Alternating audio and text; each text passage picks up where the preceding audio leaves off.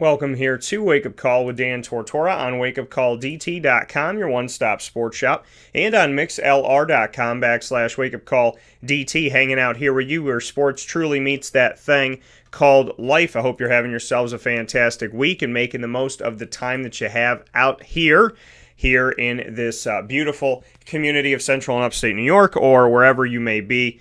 We thank you so much for being a part of Wake Up Call with Dan Tortora, where sports meets life. So you are here with us on mixlr.com/wakeupcalldt, as well as on wakeupcalldt.com's homepage, where you're listening to the live audio, and you're watching us on video on facebook.com/wakeupcalldt, facebook.com/livenowdt, and on youtube.com/wakeupcalldt.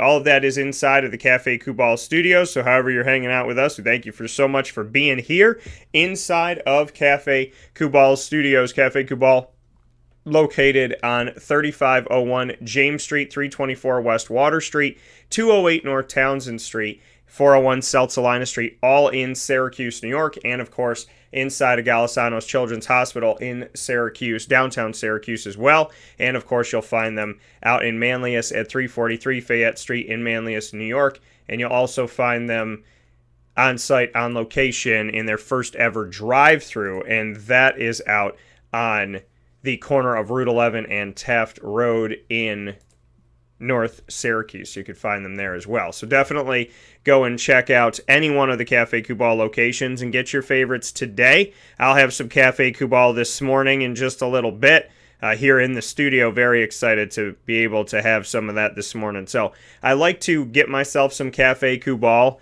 and kind of set myself up for the next front and center with me here in just a little bit, which I'm very, very excited about. So thank you to everybody that's joined us here on Wake Up Call with Dan Tortora, where sports truly meets that thing called life. And thank you so much for all that you do to connect with the show Monday through Friday from 9 a.m. to 11 a.m. Eastern Time, as well as 24/7 on Facebook at Wake Up Call DT, Twitter at Call DT, and Instagram at Wake Up Call _DT. So however you're hanging out with the show, thank you so much for doing it and for being a part of it. I really do appreciate the time that you take just to take a second and listen to the show or watch the show or send a quick message or whatever you may do. So it's all very much appreciated here with Dan Tortora Broadcast Media and everything that we get to do. So thank you for that. We are going to be jumping on Facebook here in a second, so we appreciate your patience for those of you that are trying to grab us here on Facebook, as we will get started here on Facebook momentarily.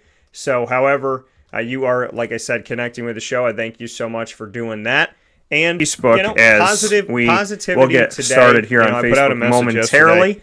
So however you are, like I said, connecting with, linked up with us on Instagram, I would suggest you do so. Just go to Instagram and type in at wakeupcall_DT, and you could find me there. I would definitely implore you to do that. So to connect with us there on my story, and type in at wakeupcall_DT, and you can find me there. I would definitely implore you to do that. So to connect with us there on my story, and type in at wakeupcall_DT, and you can find me there. I would definitely implore you to do that. So to connect with us there on my story, and type in at wakeupcall_DT, and you can find me there. I would definitely implore you to do that. And we are officially live here on Facebook. So here we go. So thank you for your patience for those of you on Facebook that were waiting up for us here. I had a little technical difficulty, so we were on MixLR as well as YouTube and wakeupcalldt.com, but took us a second here to get on Facebook. So thank you for your patience for that. Coming up here on Wake Up Call with Dan Tortora inside of these Cafe Kubal studios, as I had mentioned before, Cafe Kubal with multiple locations in our community. You can get to Cafe Kubal on 3501 James Street, 324 West Water Street, 208 North Townsend Street, and you can also get to them by going to 401 South Salina Street, all in Syracuse, and of course inside of Golisano's Children's Hospital in downtown Syracuse. And you can head out to Manlius at 343 Fayette Street in Manlius, New York, and you can also find them at their newest location, and their first ever drive-through, and that is over on the corner of Route 11 and Taft Road in North Syracuse, New York. So make sure you head out there today and to any of the locations and celebrate the beauty that truly is Cafe Kubal. Coming up on today's show, we have our bi-monthly segments that are here with us every other Tuesday, which I'm very, very excited to bring to you this week. And that starts things off with On the Mark, proudly here with NFL and Syracuse football alum Shamarko Thomas, joining us for On the Mark. And Shamarko and I in On the Mark, which is obviously a playoff of his name, Shamarko, we will be discussing today's topic, which is how much value do you put on somebody else's word? How much value do you put on someone's word? How much value do you put on your own word? So we're going to be discussing that today, the value of someone's word, the value of your own word, how much you put on that, and what that really means to you. So we'll be discussing that today on Wake Up Call with Dan Tortora, where sports truly meets that thing called life. And then in hour number 2, Gina Castelli will be joining us, and Gina and I will be discussing the evolution of women in sports, which is coming from a great person, with Gina Castelli being such a huge part of that evolution over many years of coaching and everything that she's been able to do over decades of coaching, and just, you know, her successes that she's had, what she did at Siena, what she did at Moyne, and beyond that, and so on and so forth, and what she continues to do, and in her next chapter of her life as she continues to push herself and excel in new areas or maybe familiar territory in a different angle, in a different way.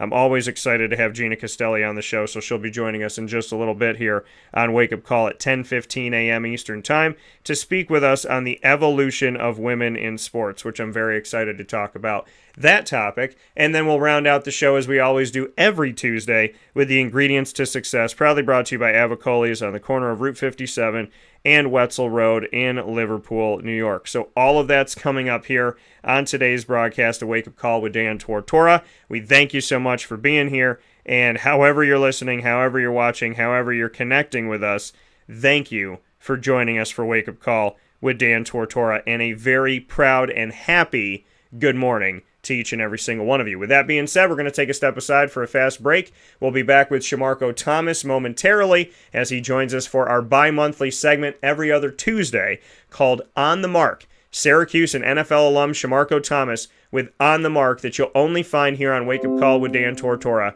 where Shamarko joins us every other Tuesday for a very, very special segment where we focus on something different every single time we get on the show together. And so On the Mark for this week is focusing on your word. How much value does your word have? We'll discuss that and more right after this inside of the Cafe Kubal studios here on Wake Up Call with Dan Tortora, where sports meets life. Carvel DeWitt, it's what happy tastes like. Do you know why? Because we make ice cream. Creamy, rich, flavorful ice cream. Not yogurt or iced milk like some of our competitors. Ice cream. Fresh, by hand, daily. For the calorie conscious, we have something new for you. Our new Carvelite. Same great flavor, creaminess, and texture of our regular ice cream with only 35 calories an ounce. So whether you want an ice cream cake, flying saucer, dasher, carvalanche, hard or soft ice cream, we will satisfy your craving with our fresh, handmade regular or new Carvelite ice cream. Carvel DeWitt. It's what happy tastes like.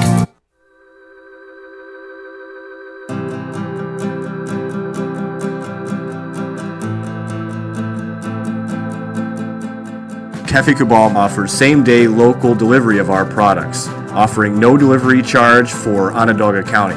Shop cafekubal.com for fresh roasted coffee beans, cold brew, travel mugs, and all your essential Cafe Kubal needs. Cafe Kubal, coffee for the soul.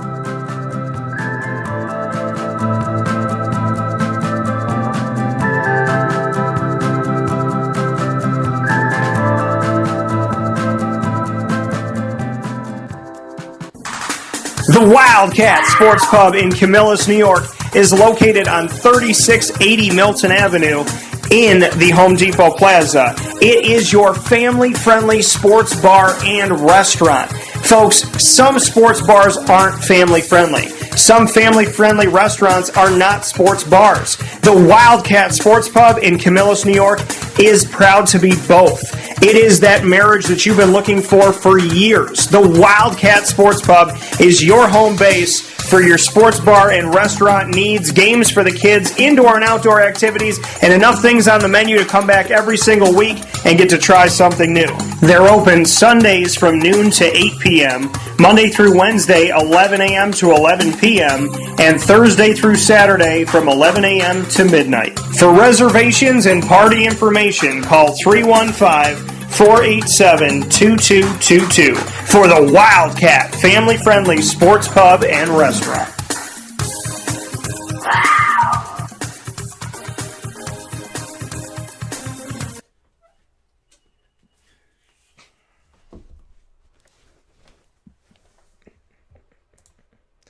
Welcome back here to Wake Up Call with Dan Tortora on wakeupcalldt.com, your one-stop sports shop, and on mixlr.com/wakeupcalldt. Proud to be here with you every Monday through Friday from 9 a.m. to 11 a.m. Eastern Time, hanging out inside of the Cafe Kubal studios where sports meets life, having some fun here with you today. And as you know, bi-monthly, every other Tuesday, we have at 9:15 a.m. Eastern Time, Mr. Shamarko Thomas, NFL and Syracuse alum, joining us here on the broadcast. And today's topic, we are going to have, it's all about your word. How much value does your word have to you? How much value do you put on other people's words to you? So a lot of great stuff coming up. But before we go there, we must bring in the man. So let's bring in Shamarko Thomas. Shamarko, how you doing today? Good, how you doing? Doing well, man, and we got to let people know. I want to give a shout out to what you do. You had me on your show last night, and you put it up on YouTube. So let everybody know, about IYB in your business and kind of what you do and what we got to do yesterday. Man, yesterday was amazing, man. It was one of the best interviews, of course, because it's by Dan, the man, and basically IYB stands for In Your Business. And it's just giving people opportunity, just tell their story and basically, man, give people inspiration, motivation, and tell them, what's business, anything, entrepreneurs, anything. It's just giving an opportunity to put yourself on a platform, to expose yourself to the world, and just give back and be a big influencer. Yeah, and we got to talk about a lot of different things. We talked about the value of time and relationships and what kind of drives us or what kind of moves us and inspires us. What inspired you to have that conversation yesterday? Just to give people knowledge. I see a lot that's going on in this world with relationships and people divorcing and people wasting time and just daydreaming. And I just wanted to talk about that. I know you had a great knowledge about it, and basically you tore the show up yesterday, man, and it motivated me and it also motivated others. I know that for a fact. Well, I appreciate any opportunity I can get. I love that we help each other. I love that we're there for each other, and people that know us know that this is family. So for me, I appreciate that you asked me to be on your show, and I'll always be happy to do that. And obviously, I'm happy to have you here on Wake Up Call every other week, bi-monthly here with a segment called On the Mark. Shamarko, today we're discussing what somebody's word means, the value of someone's word. What can you say about, kind of how you take it? What is the value of someone's word to you, and what does it mean to you to have somebody's word? Basically, it's everything to me. I was just raised with my mom, so people who came around, it was hard for me to trust. So the way I trusted people or, bonded with people is their word, They're about their action, they carry a certain way about themselves and character. I will gravitate towards them, but if they steer me off or, say this and don't do it, and, I don't time for things and stuff like that, man, I always be away because reality, my time is important, and if you don't think that's important to me, I gotta move out the way. It's like I gotta dismiss you. So really, basically, man, that is everything to me, man. My mom raised me like that. It's just who your character is, man. I was just reading about that yesterday about your character. How you how you grow from inside out. And that's an understanding of valuing yourself and valuing other people's time, valuing people's word, and just seeing how other people react towards it. Yeah, and that's the thing. I mean, like, if somebody gives you their word and they go against their word, I mean, I was told a long time ago, and I have the utmost respect for one of my good friends that is now up in heaven, and I miss him so very much every single day, and that's Floyd Little. And Floyd said to me, he said, your word is the most valuable thing you own. If you don't have your word, you have nothing. Like you have no worth. If you don't have your word and you don't keep your word, then you got nothing. And that never left me because I always thought my word was important. But to hear it in such a way like that, where he said, listen, your word is everything. Your word is your currency. So if you don't have your word, then you're not bringing value. You don't have anything to offer. You don't have anything to give if you don't have your word. And back in the day, Shamarko, your word used to mean something. And to some people like you and I, it still very much means something. But you've worked in business, and obviously I work in business. You know how easily somebody could say, I'm going to pay you this. I'm going to be here for you on this day. I'm going to show up at this event. I'm going to do this and that. And it doesn't happen. How have you responded when someone's word has fallen off? I fall off. I detach myself, because reality, like I said, man, like you said, word is everything, man. I'm really taking your word and being responsible, being on time, being dedicated, and also just, if we're in business, man, being a great partner, you know what I'm saying? Appreciating that, man, I got valuable time, you got valuable time, so if you don't appreciate none of that, and you don't live by your word, I just cut you off, honestly. There's nothing to it. And speaking here with Syracuse and NFL alum Shamarko Thomas in our special wake-up call segment entitled On the Mark, which is here with us bi-monthly every other Tuesday at 9:15 a.m. Eastern Time. Shamarko, when you speak on, the connection to time, somebody's word and then connecting that back to time, time is valuable, time is precious. You and I have spoken on your show about the importance of time. And, when somebody doesn't keep their word to you and that cuts into your time, just what you can say about, you've dealt with loss in your family. You've dealt with not having people there. You know that time, more than anybody, is precious when you're waiting on somebody and they're not showing up. And when you want to, do different things and whatnot, and you can't because you're kind of held back by that. Time is a precious someone's word when it starts to affect your time. When it started to affect my time, honestly, I sit back and assess and ask myself, is it worth it? And if it's not worth it, I just move on, because reality, like you said, me losing my mom and my dad, I realized time don't stop for nobody. The clock gonna keep talking, everything's gonna keep rolling, and if you don't understand that I might not be here tomorrow or a year now, you know what I'm saying, if I'm not important in this moment, or you know what I'm saying, in this situation, that I just got to move on, man. I got to heal myself and appreciate my time and my value. Yeah, and the value of someone's word when it comes to recruiting. I think we see that a lot today, and you went through recruiting. Kids can commit and decommit and commit and decommit. And I'm not talking about, coaching changes. I'm not talking about, a circumstance where they were going somewhere and they were promised something and it changed. I'm talking about the coach stays the same, the everything that the school promised they're doing, but the player, is committing here, and then this school gives them something flashy and says, let's do this, and then they want to go there, and then they go here, and then they go there, and before you know it, they've committed and decommitted, 5, 6, 7 times. What would you say to recruits when it comes to finding the right school for them and committing and decommitting? Is it a good look for them to say yes and say no and say yes and say no and keep going back and forth?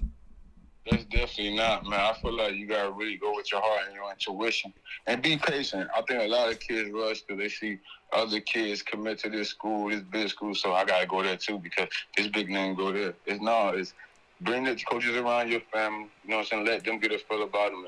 You get a feel about them. Build a relationship, build a rapport, you know what I'm saying? Understand the education at the school, because that's really important, man. I feel like that was my biggest thing was the education. You know, Marone and Schaefer came to my house. Honestly, and that's what made me commit, because those are the only people that came to my house, sat on my couch, and talked to my mom. And basically, her intuition, my intuition, Miss Al at my guns concert intuition was they fell in love with him. So basically, it's just being a patient, and you don't gotta be like everybody else. And I feel like that guy do, but like a lot of indecisiveness. You know what I'm saying? What this guy is doing, what this dude is doing.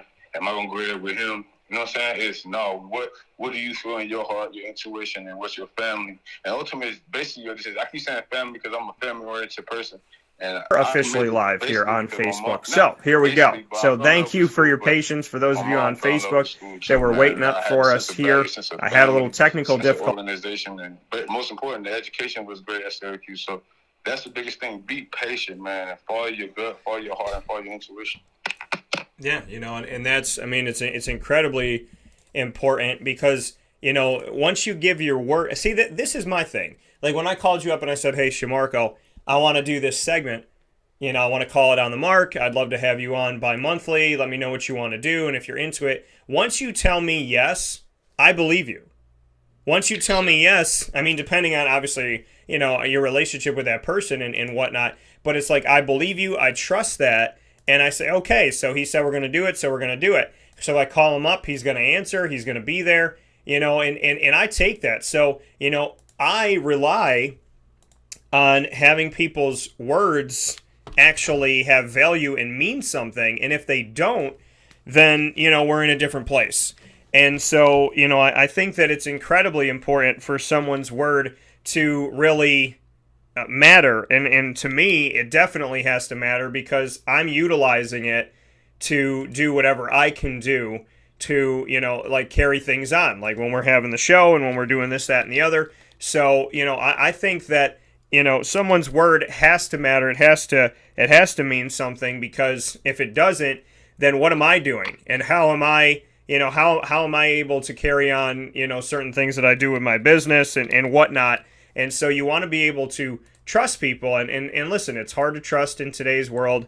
It's hard to, you know what I mean? I'm not telling you anything different. So I guess, to really open it up, Shamarko, about the reality of life, is to kind of toss it to you and throw it to you and say, how do you trust in today's world? How do you find a way to trust people in today's world, understanding how incredibly difficult that is?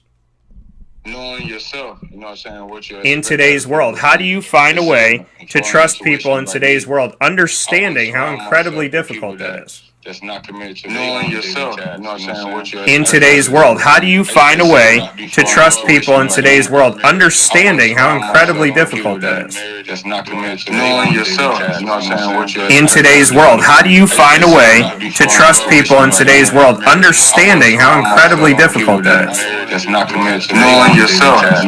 What you're in today's world. How do you find a way to trust people in today's world, understanding how incredibly difficult that is? That's not committed to knowing yourself. What you're in today's world. How do you find a way to trust people in today's world, understanding how incredibly difficult that is? That's not committed to knowing yourself.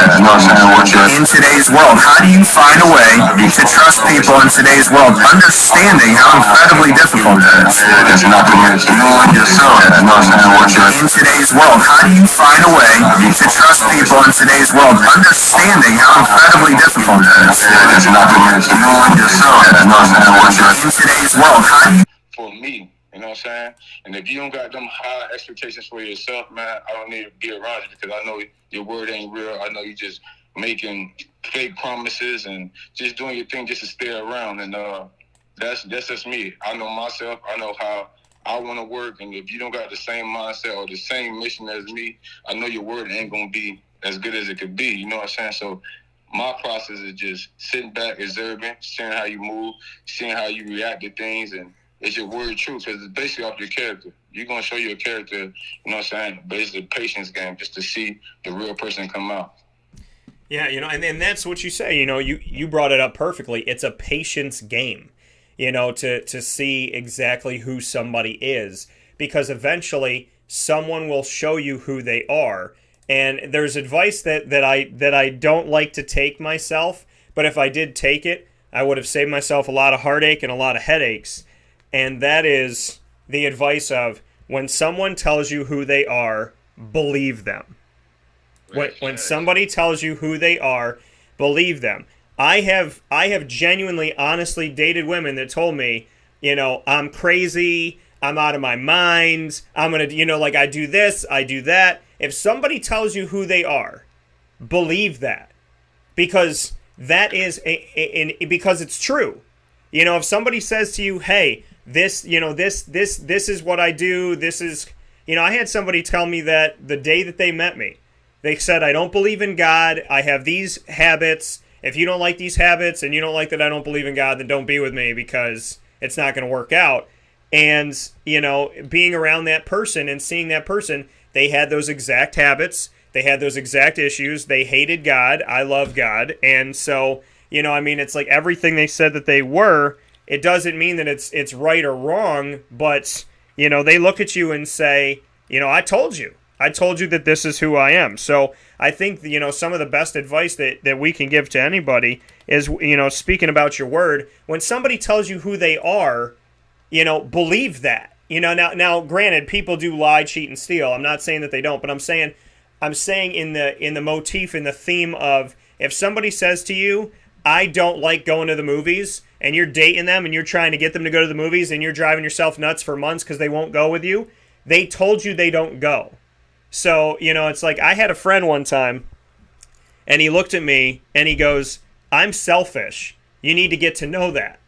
And he just kind of like nodded his head, like, now that I've told you that I'm selfish, I can be selfish as much as I want, and you can't do anything about it because I told you.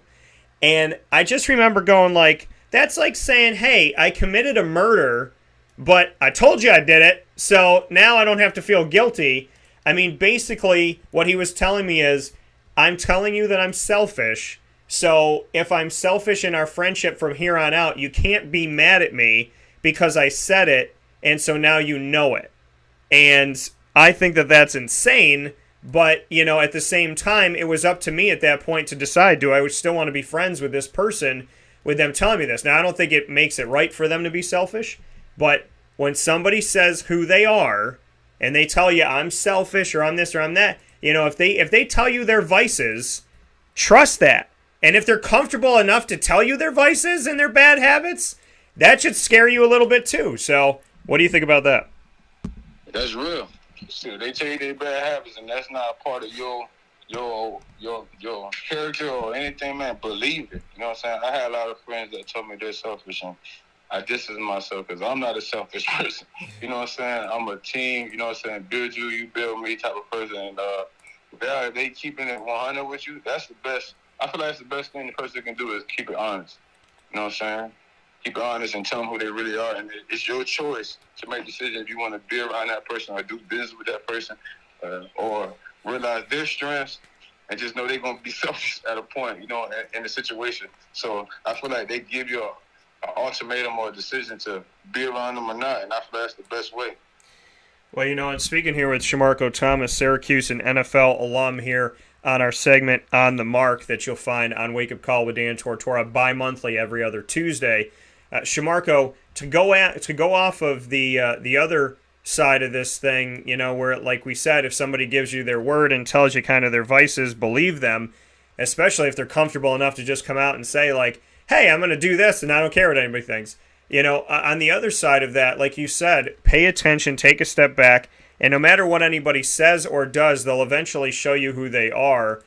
What do you do as far as, I know it's got to be different for every single situation, but do you think that you're able to really sniff people out and see who they are? I mean, do you think that everyone eventually kind of shows their true colors? Definitely, man.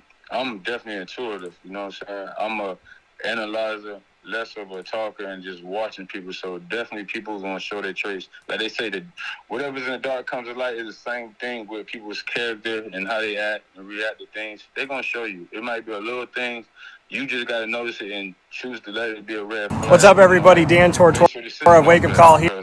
I don't care. We all human. We all not perfect. So one of our traits or something's going to come out. It doesn't matter if it's a little bit or it's a big thing. It's going to come out during a pressure situation or a discussion or anything, them around their family or anything. You're going to see it. And it's your decision to make the right decision about that person and move on or stay around them. So I feel like everybody shows a trait of who they truly are, no matter what they say out their mouth.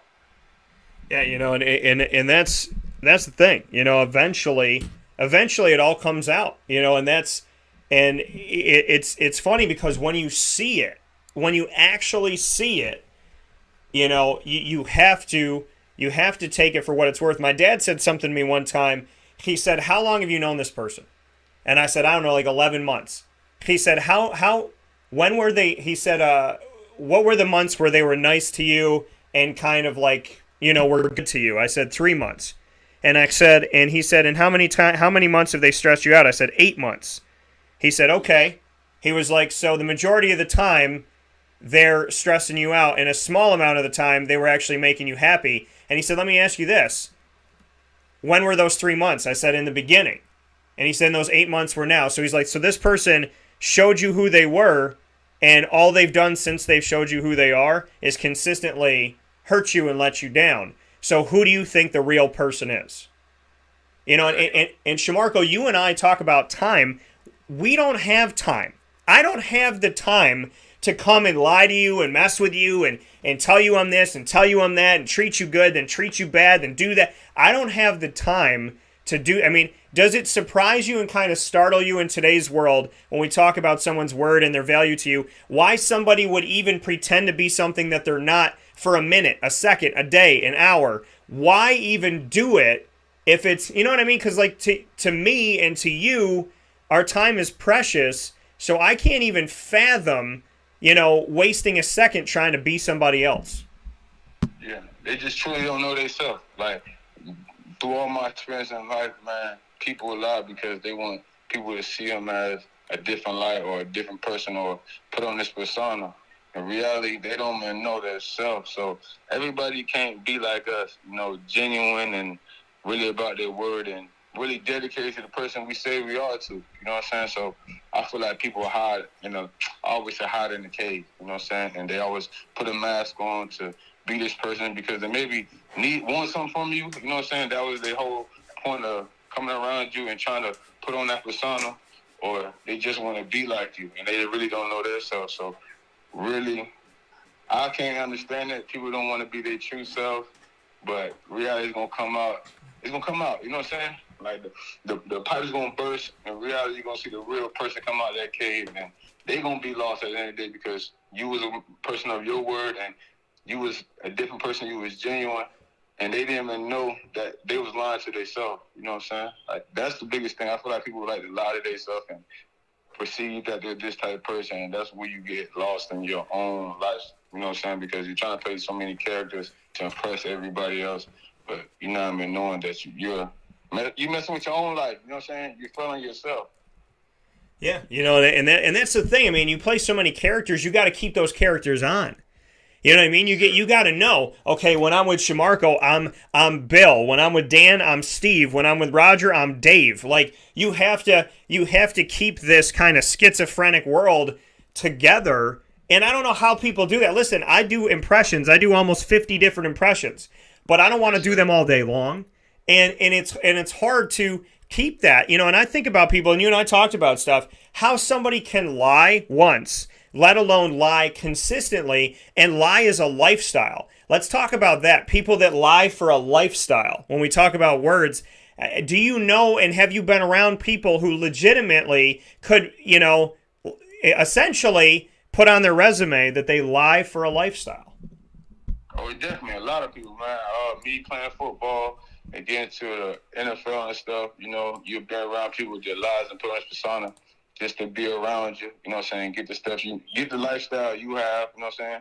So reality, that's just people coming in with their own plan, you know what I'm saying, their own mastermind. They've been thinking this before they even met you, you know what I'm saying? So reality, I don't know how they do it, and I don't know, they don't realize God and the universe is seeing this in their heart and in their brain. You know what I'm saying? So reality, it doesn't work at the end of the day, because the person that's real genuine, or the person that's really about their word and really living this lifestyle, you know what I'm saying, they're going to see it, you know what I'm saying, tenfold. And maybe they're going to have to go through that karma, repeating the same cycle over and over again, because they're lying to themselves. You know what I'm saying? They're not just lying to the person, they're lying to themselves. And that's affecting not just the person, it's affecting them, you know what I'm saying, everybody around them, because nobody's going to trust them. Nobody's going to want to be around them, you know what I'm saying? Because you don't want to be around nobody who don't know their true self and just got to lie to get what they want out of life.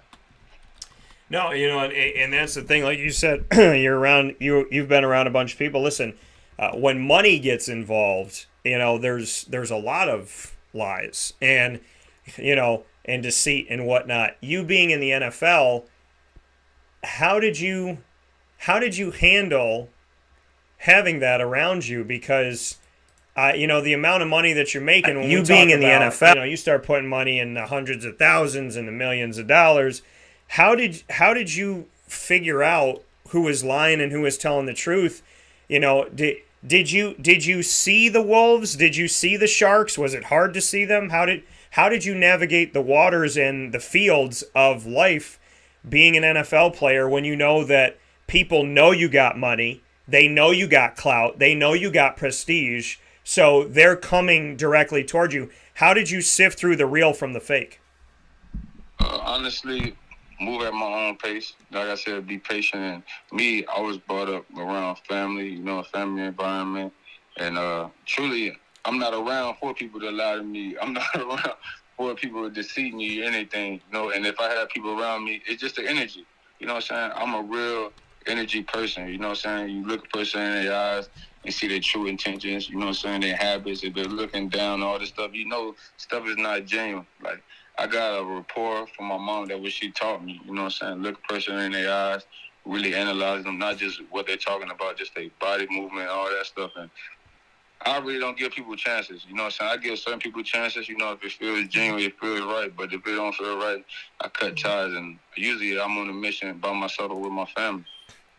Yeah, and like you said, you can see it. You can see it in them. Do you ever realize, I'm 35 years old now, and I kind of, at this point in my life, I can kind of just see it, that when you look at somebody, I can see if someone has dead eyes or if their eyes are alive. Does that make sense to you? Yes, sir. Yes, sir. Definitely. You definitely can see it, man. A person will tell you everything with their eyes, man. Everything. And I really I actually date that way. Like, if I look into someone's eyes and I can't see anything, it's like looking into like duct tape. Then I say to myself, okay, you know what? I need to get away from this person. But if I can see through and see into something, which, obviously I'm not married, so it's hard to find somebody that you can look in and actually see it. But I really do check people's eyes, and I check how they respond. I think it's really it's been intriguing to me, this in a way, this accidental, test of, when everybody's got their mask on, you had to look into their eyes and you couldn't see anything else. And so I pay attention to people's eyes, and I always look you in the eye. People know when I'm interviewing them, sitting down with them, when I'm having coffee, when I'm when I'm just hanging out, when I'm on a date, whatever. I'm always looking at you in your eyes, and I very rarely take my focus off of you. And so, because that to me it's a sign of respect. It's a sign that I care about what you have to say. It's a sign that I'm being honest. And so I'm always looking in somebody's eyes. And I got to tell you that, I really do. When I meet somebody, I look into their eyes and I see if their eyes fall flat or if their eyes have depth. And that really tells me something right off the bat. So, them eyes are a different energy. What is your sign? Your zodiac sign? I'm a Libra. I'm the balance. Exactly. So you analyzing, you intuitive, and you look in people's eyes to see the real vibes. Yeah, I'm looking into your eyes to see, essentially, like the Marvel Cinematic Universe. Like, can I look into your eyes and can I see, do I jump on this thing and kind of, am I on this like energy thing and am I jumping on and taking a ride, or is it dying right at the front? Some people's eyes have a door closed sign. Some people's eyes have a sign that says, sorry, we're not open. And you have to see that and really understand that, because I don't know. I mean, I really genuinely vibe somebody almost immediately from their eyes. And that tells me, do I want to date them? Do I want to work with them? Do I want to be friends with them? Like that. I got to tell you, Shamarko, we talk about your word having value. I look into your eyes. And so when we've been masked up and having to put these on for over a year, people are like, oh, how are you supposed to tell if somebody's smiling? My mom and I would always say, smile with your eyes. So I can see through people's eyes a lot differently. So when your mask is on, I can still see. Now, I can't see your full expression, and I can't, see what your face looks like. And I realize, Shamarko, that I suck at trying to figure out what somebody looks like under their mask. Like, I have no idea. What's behind door number 1? I don't know. And so, but I can look into their eyes, and I can really, I think to me, it should be a perfect test. And I know God's an opportunist, and I don't think that, God was sitting here saying, I'm going to throw you a pandemic and kill hundreds of thousands of people. I think the pandemic happened, and God said, what you going to do about it? And how are you going to come out of this? And I think God, being an opportunist, I think he really wanted us to look into each other's eyes and to get down to the basics and have to really see somebody and try to figure out who they are and really dig deeper. And I think that, this year and a half has been a true testament of, do you take the time to look into somebody's eyes and what do you see? So we could complain about a million things about, being masked up, but the reality of it all to me is I think it forced us to do something that I've always done, which is try to see who you are through how you show me in your eyes. Exactly, man. It's the ultimate test, man. And I feel like when you're going to not just a business partner or a relationship or a friendship or anything, be patient. You know what I'm saying? That's the biggest key for me, and I learned is be patient and analyze the red flags. And if the red flags are too far, to outreach or try to change, because I feel like a lot of people try to change people, you know what I'm saying? I realize you cannot change others. You can't control others, you know what I'm saying? You want the best for them, but you cannot make them change, you know what I'm saying? You cannot make them stop lying or anything, not putting on this mask, or because you don't know what they're going through, you know what I'm saying? Like, I can see pain in a person's eyes and they're lying and say they're happy, you know what I'm saying? Or you can see happiness in their eyes and they portray sad, you know what I'm saying? Because some people got, you know what I'm saying, good intentions and bad intentions, and I feel like patient game and sitting back and analyzing, doing less talking and observing, you'll see the true person, and it'll come out on time. Well, how about this irony? Syracuse and NFL alum Shamarko Thomas here with me with On the Mark, a bi-monthly segment every other Tuesday right here on Wake Up Call with Dan Tortora inside the Cafe Kubal studios at 9:15 a.m. Eastern Time. Shamarko, the irony that some people wear masks and facades figuratively. They wear a mask pretending to be someone they're not. In the last year and a half, we've all had to wear a mask. What can you say about the juxtaposition and the irony that some people wear masks all the time when we see their face, and we've all had to wear a mask whether or not we're pretending to be somebody else? What can you say about kind of that very interesting and unique take on life of people that mask up when they're not wearing one, and then all of us having to wear one the last year and a half? Basically like, I could speak of just relationship-wise, you probably with a person and you probably thought they were this way, but they was holding the mask up, you know what I'm saying? They loyal, dedicated to you and all that stuff, but end up being the worst person in the world. So the other person masks up to protect themselves. It's like putting on the poker face, you know what I'm saying? Putting on that Superman chest, you know what I'm saying, and getting yourself to the point where you won't let this person who put this mask on and flip it on you hurt you anymore, or, you know what I'm saying, take you to the same pain. So I feel like both people can have masks, but it's ultimately the different type of mask, man. Some do it for protection, and some do it for bad intentions, you know what I'm saying? Some people, even, I can't even lie, some people do it for good intentions because they really don't want you to see their bad side, or they want to change. So it goes in many ways. Yeah, it's interesting to me that, they say, like, do you live life behind a mask? Do you live life with a facade? And then this past year and a half, we've all had to wear a mask, whether or not we're being ourselves or being somebody else. It's very interesting to see that, you know, that's been how things have kind of gone in this last year and a half, because, you know, it's just funny. I think, you know, it's funny to take a step back and go, man, we talk about people figuratively wearing masks, and, you know, now, you know, we're literally doing it, and you're trying to figure out what people look like. Shamarko, I got to tell you, I went on a date, you know, with a girl that had a mask on when I asked her out, and she took the mask off, and I had no idea what she looked like underneath the mask, and I was totally wrong. You know what I mean? Like, I tried that. I sat in a coffee shop, and I was like, okay, whenever a girl takes a mask off, I'm going to try and see what the rest of her, I'm going to picture what the rest of her face is before she takes it off. I was wrong 100% of the time. I thought that they look like this, they look like that, look like this, they look like, I mean, I honestly was like, you know what? If I was ever on a game show and it's what's underneath that mask, I don't know. I don't, because everything that I thought, and it was kind of comedic to me after a while, because you think, okay, this is what a face looks like, but it's not, and it forces you, all jokes aside, it forces you to learn about their personality. It forces you to try and understand who they are, and it forces you to see them for what they're saying.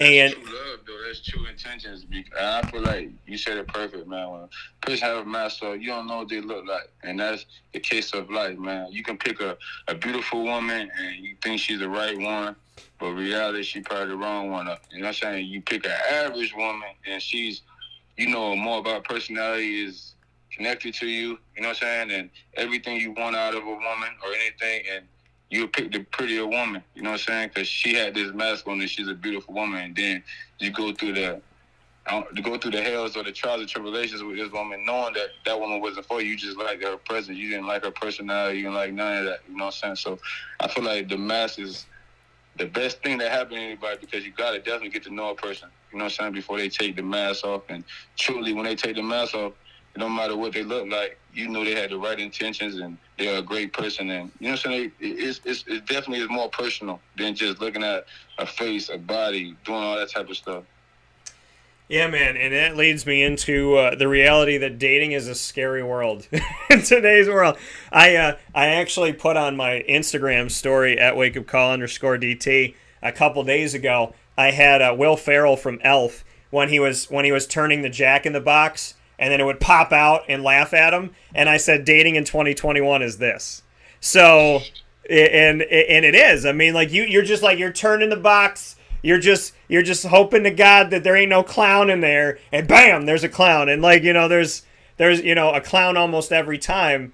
And so, you know, I think in life, you know, like you said, in business and dating and friendship and whatever, you know, your word has to mean something, and you have to get beyond the facade.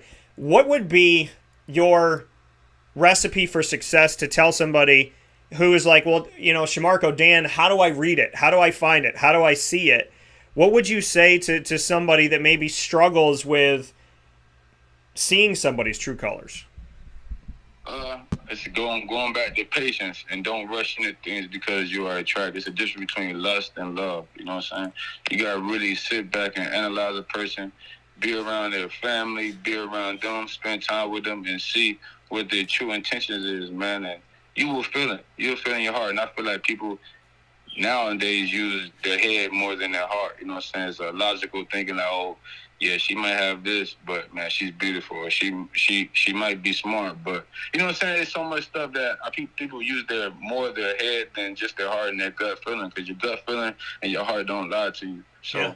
I feel like it's a patient game, and you got to sit back and observe. Let the person tell you everything who they are, you know what I'm saying, before you give yourself, because they already know who you are. They've been seeing in your eyes. They've been seeing your nature and how you are around them. Now it's time to sit back and watch them. You know what I'm saying? Don't give yourself all to a person or tell them everything about you until you figure it out about them.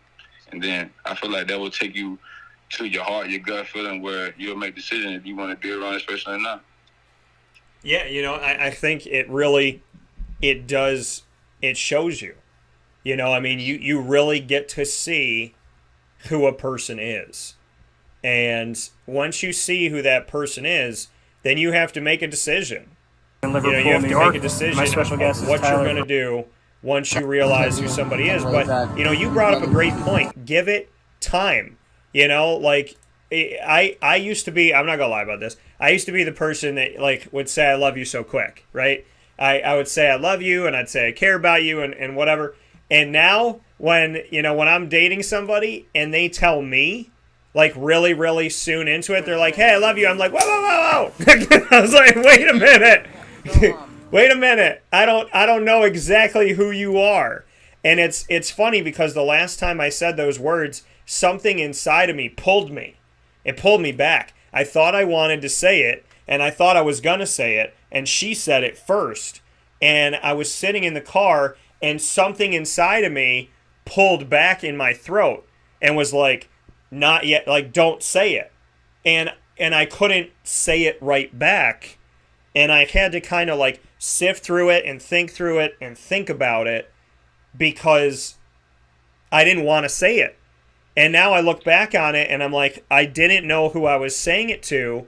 And the more I got to know the person, the more that person was not who they said they were. So that frog in my throat at that time was actually kind of like my future self telling me, hey, you don't want to do this right now. And if I had listened to that, I would have obviously prevented myself from having to deal with a lot of strife. Yeah, definitely. And that's God telling you he by your side. You know what I'm saying? Follow your gut. And if you don't follow your gut and your intuition, you're going to repeat the same cycles over and over again. So I feel like a lot of people got to get out of their head and really sit back and listen to your true self, man. And it got to do a lot of healing, self-healing, and, you know what I'm saying, self-building your character, doing what you love, and then you can sit back and analyze another person. Because if you love yourself and put yourself to a higher standard and you value yourself among, you know what I'm saying, humbly, you know what I'm saying, value yourself humbly with God in your life, and you know what he got planned for you, you can be patient. You know what I'm saying? You play the patient game and see all the options and weigh it out. Yeah. And I think that's huge. Shamarko Thomas, NFL and Syracuse alum, here with us for On the Mark inside of the Cafe Kubal Studios, a bi-monthly here on Wake Up Call every other Tuesday at 9:15 a.m. Eastern Time. And you talk, and we discuss getting to know somebody, feeling them out, trusting your gut, and when somebody gives you their word, what it means. I think in order to love somebody, you have to know, like for me, I have to see consistency in a positive way. I have to see that you're willing to do stuff that I want to do, because I will always be willing to do stuff other people want to do as long as it doesn't hurt anybody. So I want to see compromise. I want to see, working together. I want to see working through problems. The thing is, people are going to tell you who they are, but then they're going to show you. And, and we talk about, your word is your bond, because, you tell somebody your word and then you have to see it and really get a feel for it. But it's true. I mean, when somebody shows you who they are, you have to trust in that and believe in that. I don't care if somebody says to me, I'm going to call you every day, because if a week and a half's gone by and you haven't called me, guess what? That's not true. So, it's common sense. And my goal in life is to not have people as friends or dating or whatever, to not have people that I have to call Shamarko and go, hey, Shamarko, help me figure this girl out. Hey, Shamarko, help me figure out this friend of mine. If you have to call the people you love to try and figure out the other people that you love, you need to understand that maybe those people you're calling to talk about, to figure out, are not worth it. If they cause you stress today, they will cause you stress tomorrow. They will cause you stress the next day. That's what I don't get about people. When you're dating somebody and you have problems and you don't work through them, and it's a year and it's a year and a half and nothing's better and things are the same and they're not changing for the better and you're not growing and you're not evolving, and then you get married and you think that'll fix it, and then you have kids and you think that'll fix it. Like, the reality to me is, if somebody is who they are today, that's why I tell people you have two options in life. Two. If you have something going on in your life that you don't like, you have two options. Change the situation or keep your mouth shut and suck it up. Because, and the second one might sound rude, but hear me out. If you're not willing to change your crappy situation, nobody wants to talk about it forever. Your friends don't want to have you call today and tomorrow, and then they'll talk about it to you with today, Tuesday, August 10th, but on September 10th, October 10th, November 10th, December 10th, if you're still talking about the same thing with the same person, no matter how much those people love you, they're going to say, hey, listen, I cannot talk to you about this anymore. I can't deal with this anymore. This is like watching the same movie every day. You're stressing me out. You're bringing me down. The reality is, when it comes to a job, or it comes to a girlfriend, or it comes to a boyfriend, a husband, or a wife, or a friend, or whatever, or where you live, either change the situation or suck it up and accept it. Because if you complain about it every day, I can promise you that people don't want to sit here and hear about it. And I most certainly never want to be with anybody where I got to call up Shamarko and go, yo, Shamarko, my girl just did this. What does this mean? So if I have to call Shamarko, and you have, Shamarko, this is live radio and live video, you have the right to tell me this. If I call you up any day from here on out and say, Shamarko, I'm dating this girl, and she said this or she did this, and I don't get it, and she's not calling, and I don't, you have the right to tell me, Dan, on August 10th, 2021, you told me you weren't going to do this. I will shut right up and move on. You know, I got your back. I say it in a humbling way. You know how we teach each other and how we grow, but that's the truth, though. Because at the end of the day, you don't want your friends to go down the same cycles. You know what I'm saying? And you always help them, but at the end of the day, if they keep going through the same cycles, you got to realize they got to learn by themselves. You know what I'm saying? They got to really tap in and see for what's what. You know what I'm saying? Like, I got friends that's go through situations and they repeat it over and over and over again until, you know, God in the universe shows them, man, it's just going to bring you real pain. And that's maybe when you got to adjust. You know what I'm saying? Like, I used to tell my little brothers all the time, like, I always try to protect y'all from going through the stuff I went through. But if y'all want to take that route, at the end of the day, it's in your hands and God's hands. And God's going to show you. He maybe not show you in the way you want to show you, but at the end of the day, that's what the route you chose. So that's the biggest thing, man. You got to realize sometimes it's not being an a-hole friend or an a-hole partner. It's just letting them understand that you putting yourself through this, and maybe it's not my words or anybody else's words can help you. Is going through the experience and letting God mold you into the person He wants you to be. Yeah, you know, and good or bad. You what? And it may be good or bad, you know what I'm saying? But He takes you through to mold you into the person you need to be and what you need to see. Yeah, you know, and the thing is, when God brings you somewhere, and I'm a firm believer in this, Shamarko, when God is testing you, if you fail the test, He makes you take it till you pass it. Over and over and over so, again. You know, I'm a firm believer. And now, if He gives you the test and you go, I'm good, I don't want to take it, He goes, yeah, okay. And He'll give you the test again. So if you refuse to take it, He makes you take it again.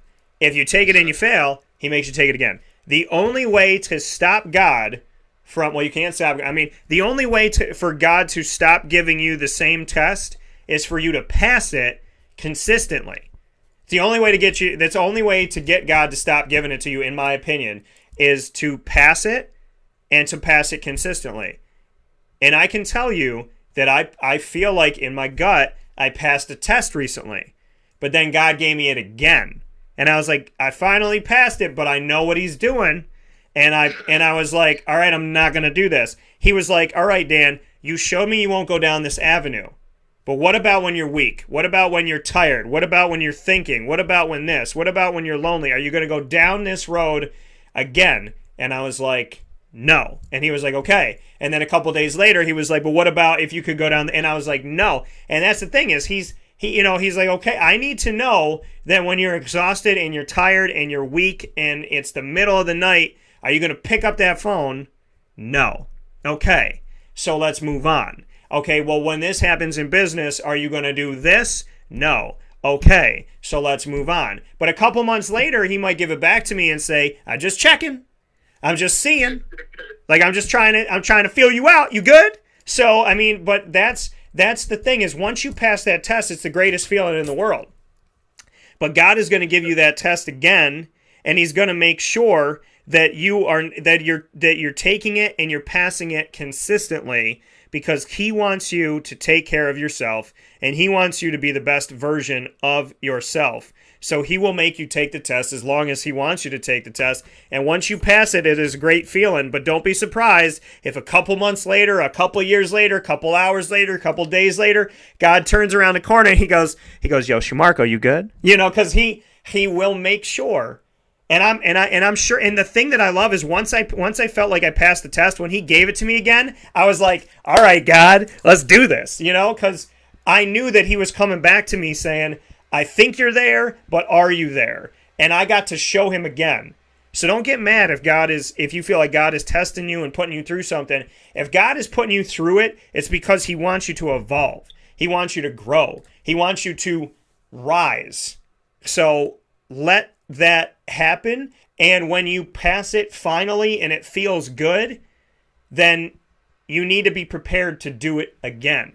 You know, a drug addict could stop for a day, but can they stop for 2 days, 10 days, 20 days, 100 days, 300 days, 2 years, 5 years? So just like that, think about it like that. If you have a bad habit, if you trust too easily, or if you say I love you too quickly, or, if maybe you don't do research, or maybe you're late, or maybe whatever habit you have, it's not going to change in a day. And there's some credence and some reality to the 21-day rule, where it takes 3 weeks, 21 days, to either break a bad habit or start a new one. And, and good or bad habits, to either break it or start one, it takes 3 weeks to really get into the groove of it. But you got to stick with it. And you could go 3 weeks, 2 years, and stop for 3 days, and it could throw you off again. So, life is kind of like the reality of getting off of drugs or getting off of something. It's you can do it for a day, you can do it for 2 days, can you do it for a lifetime, can you do it consistently? So don't be surprised if God tests you and then tests you again. Be happy that he is, because he believes you can pass it. And when you pass it, as you and I both know, Shamarko, he might have you take it again. Yes, sir. And it's what you ask for. For instance, Dan and me, we want a foundation. We want a family. We want success. We got so many dreams and goals in life before we leave this earth. And we ask God, we ask the universe for it. And now realizing God is taking you through that course to make you into that person, or bring you them dreams, or bring you that lifestyle you want. It may be tough, but God's trying to teach you the lesson. So when you get in a real situation, when you feel the real love, or be in that right business partnership, that you know what to do. You know what I'm saying? You're prepared. Like, people don't understand. You got to be prepared before you get what you want out of life. And I feel like that's the biggest thing. If you got that key where that you know that God is not just testing, he's giving you what you want. You want to be strong. You want to change the way you look at girls or look at a business partner. He's going to put you through the course. He's going to put you through the course over and over and over until it's embedded in you. And then he's going to give you the reward more amazing than you ever thought, because he knows you're prepared for that situation now. Yeah, if you want God to build you into the best version of yourself, you have to ask him to get you there. And to get you there, it may be a dark road. It may be a tough road, but you got to listen. Every train goes through a tunnel at some point. So you have to know that. Every train goes through a tunnel at some point, goes through darkness at some point, can't see at some point. So you have to trust. If you say, God, today, please make me into the person you want me to be. Help me to be the best version of myself. Help me to be ready for the blessings that are coming. Help me to truly get the most out of life. Let him mold you. And when he molds you, understand it's going to hurt. Growing pains are a real thing. That's why they're called growing pains. Your body didn't feel good when it was growing. It hurt. It ached. It felt weird. It felt strange. Sometimes you went to bed at 3 feet and you woke up and you were 5 feet and you didn't know what the heck happened. So understand that growing pains take time and they are painful. It's in the word. So, Shamarko, final notes today on keeping your word, being who you are, whether you got a mask on for Corona or not, that you actually are showing people the truth and leading with being you, no matter what. Yes, sir. What are your final thoughts? What's my final words? just know yourself. You know what I'm saying? Like I always tell you, Dan, we gotta heal ourselves, find our value, find our destiny. You know what I'm saying? And I always tell people, you ask God for what you want. Just be ready to take the course. Take the course and develop into the person he always wanted you to be. You know what I'm saying? It's gonna be ups and downs, trials and tribulations, but ultimately at the end of the day, he's gonna give you the light when you pass that test or pass that course or go through that dark times and had that mustard seed of faith. You know what I'm saying? You always seen the light. You know what I'm saying? Like I feel like my whole life was built upon that. You know what I'm saying? Every pain, every situation I've been through, every wrong judgment, every decision was based upon God giving me this test and see what I was going to do with it. You know, I failed it many a times. That's why they say Jordan missed these many shots or Jerry Rice dropped these many balls as a rookie. You know what I'm saying? Well, you going to give up in this process? Because if Jerry Rice or Jordan would have gave up in that process, they wouldn't be the people they are today. You know what I'm saying? So that's the reality. You got to value yourself. You got to love yourself. You got to know God is always by your side. The universe is by your side. And everything else is going to fall into place. You just got to be willing to go through the things that you ask for. You know what I'm saying? That's why I live my life. If I ask for this, you know what I'm saying? If I ask for abundance, you know what I'm saying, family, keeping God first, a partnership, a foundation, all that stuff, just know it's not easy. You know what I'm saying? If it was easy, everybody would be married, everybody have business, everybody would have everything they want in life, man. It's something, it's like I said, it's choices. Some people will go through the course and some people will ignore the course. You know what I'm saying? They repeat the same cycle. So that's what I say with just taking on people's words and, you know what I'm saying, living, trusting and analyzing and seeing who the real person is because God is showing you this person. It's your choice to make that decision, the right decision to take yourself to another level because you don't know what's behind the storm and the pain, you know what I'm saying, and the light that's you got shining on you. You know what I'm saying? People come around to take your light, you know what I'm saying? But God is trying to protect you, but you got to protect yourself. And like I said on your show last night, your currency is your soul to get to heaven. You and God put that light in you. Your job is to make sure that that light is not dimmer than what he gave you, not the same, but brighter by the time you give it back to him. They say the gift that God gives us are our talents. What we do with them is our gift back. So take what God gave you, take your talents, take your personality, take everything that you were made to be, everything you have inside of you, understand it's enough, and make sure that when that light bulb burns out, that you put in a new one. Make sure that you tinker with those wires and make sure that everything's working. Because it is your job to, once God, I mean, it's like a parent giving a kid a toy. You wanted that toy, you wanted to have it, and your parents said, it costs a lot of money, I can't buy you another one, take care of this one. Does it have scratches on it? Did you rip the head off? Is it scraped? Is it broken? Is there a wire hanging out of it? Does it work anymore? When your parent says, son, how is the toy? Daughter, how is the toy? 2 years later, you should be able to give it back to them, and it should be in good shape, and you should say, Mommy, Daddy, it still works. So that is your gift back to God. He gave you that soul. When you give it back to him, just make sure that you change that light bulb if you needed to, you tinker with those wires if you needed to, and that light is shining brighter than when it was given to you. That in and of itself is a true determination of your life. Did you let the world take your light, or did you shine bright even in the darkness, even on the train when you couldn't see through the tunnel? Did you turn your light on, or did you shut it off and hope for the best? My hope is that Shamarko and I helped you turn your light on, maybe a little bit brighter today. Definitely, man. Definitely. The words are key, man. Knowledge is key. Remember, God is always by your side. That coming from Shamarko Thomas, NFL, Syracuse alum, and my brother, my family, my friend. Shamarko, I appreciate you. I got all types of emotion inside of me today. I hope that our message got out to someone and did something positive, because I have so much inside that I feel like I want to just get it out. So, hopefully throughout the day I'll be able to do that. But thank you as always for what you've done and what you brought to the world, and thank you for being a part of the show and for bringing positivity to what we're doing. Thank you for giving me the platform and, teaming up with me so I can express myself, get out of my comfort zone. You my brother. We talk off the camera, in the podcast or anything, man. It's all genuine love. And we know people are hearing this. That's the thing about knowing God and universe is His words. So we know people are listening. We know people are inspiring. We change people's life, man. It's a blessing. I thank you for giving me the opportunity. Absolutely, man. Well, take care of yourself. We'll be talking soon, and I'll be sharing the In Your Business one that I got to be a part of.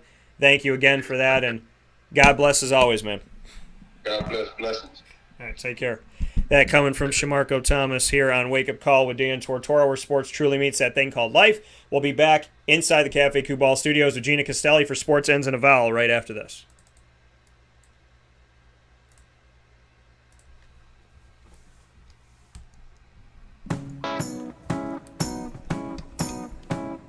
In these unique times, there are those in our community that give us a sense of normalcy and positivity. Pizza Man on 50 Oswego Street in Baldwinsville has been here for you for over 35 years and is here now.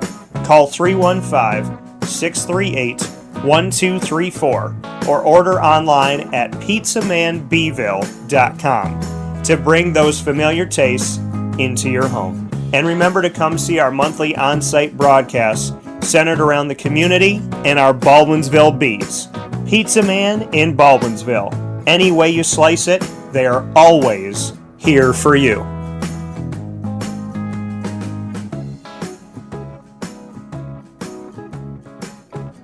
This is Jimmer Sikowski, owner-operator of Chick-fil-A Cicero, 7916 Brewerton Road in Cicero, right in front of the Home Depot. I had a deep feeling that God wanted me to do something bigger with my life and to help people, help others. I kept putting Chick-fil-A in my life, and I realized as I was going through the franchise selection process that positively impacting the lives of others was really core to what we do here at Chick-fil-A.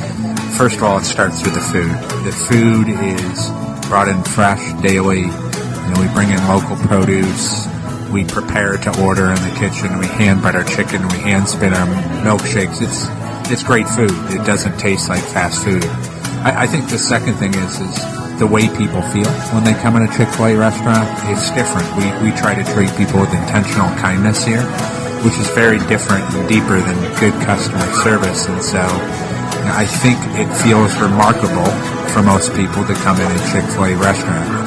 And then lastly, the impact that we try to have in the community is very different. It's a big part of the expectation of every operator of a Chick-fil-A restaurant is that they're actively engaged in their community, they're a leader in the community, and they're making a difference. When they realize that what we're striving to do is to shine a little light in their life, that's a very, very different experience than you will have in any other quick service restaurant.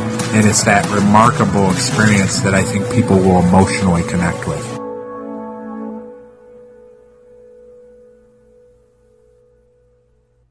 I'm George Townsend of Honda City with some good advice when buying a new car. The true cost of owning a new car is determined by the appraised value when you trade it. No vehicle appraises higher than a Honda. Next, look for low APRs and deep discounts. You also want low maintenance costs and great fuel economy. That's why my advice to you is to buy a new Honda. Looking pre-owned, visit our Honda Certified Used Car Center. Honda City, 7140 Henry Clay Boulevard, Liverpool, or HondaCity-CNY.com. It would be a pity if you don't shop at Honda City.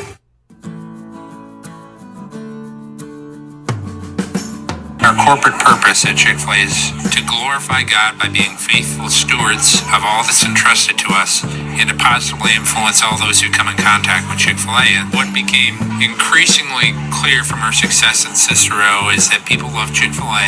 And also I think we recognized that, we had a great opportunity to grow the brand and grow our platform. I felt incredibly grateful when I was selected to be a Chick-fil-A operator.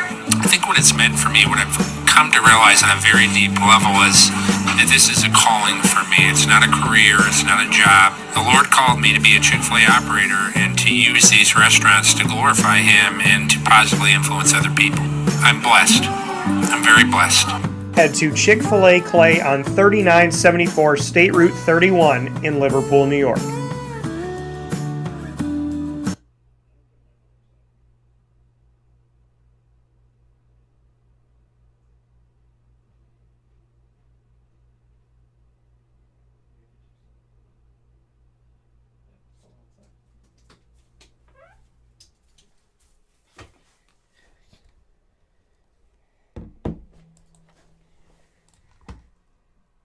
Welcome back here to Wake Up Call with Dan Tortora on wakeupcalldt.com, your one-stop sports shop, and on mixlr.com/wakeupcalldt. Proud to be here with you inside the Cafe Kubal studios. You're watching and listening on Facebook Live on facebook.com/live-now-dt, facebook.com/wakeupcalldt, and on youtube.com/wakeupcalldt. So however you're connecting with the show, thank you so much for tuning in.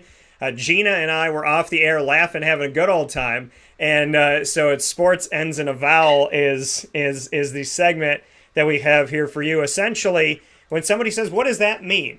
What does sports ends in a vowel mean? What it means is you got two Italians talking about sports, and what you've been told growing up, if you are a child of, really any of the beautiful eras that have come about. I'm a child of the 80s. Is that, we were raised that if someone's name ended in a vowel, they're probably Italian. And so when I was in elementary school at Our Lady of Pompeii, my parents were like, look for the kids that have a vowel. They're like, because that was the thing, Italians stick together. And so, most of us Italians, we believe in God, we eat good food, we dance, we're romantic, we're all the same. And so, we tend to stick together. And we have the best stereotype in the world, which is if you mess with an Italian, it's probably not a good day for you. So, Gina, I don't know how we go wrong being Italian. We're protectors, we're dancers, we're food people, we're creators, we're cooks, we're romantics, and we're also involved in the world of sports. So, I think being Italian is probably the best way to go. Hi, Dan. Yes. So, I guess we could say we get each other. Well, I don't think everybody gets our tone sometimes, and how loud we can be, what all that means. But not every group, not everything ends in as an Italian ends in a vowel. Polish people end in a vowel too sometimes. So. I know that. And that's so that must have confused you when you were in grammar school. Well, that was the thing is like I grew up thinking, okay, let me find the vowel kids. And I mean, I was friends with everybody, but I was like, if it ended in a vowel, they're probably Italian. And I got really excited because I love my heritage. And so, that was awesome. But you're right. There's some Polish people, and it does confuse you. As I got older, they're like, it was like Polski. And I was like, wait a minute. It ends in an I. And my parents are like, yeah, but it's a ski. It's different. And so, like, you got to be ready. So, but, there's something about, I love the fact that I said all this stuff about being Italian, and your response was, hi, Dan. So I thought that was great. Oh, that was great. Basically, if you walk into an Italian household, you'll know it's Italian.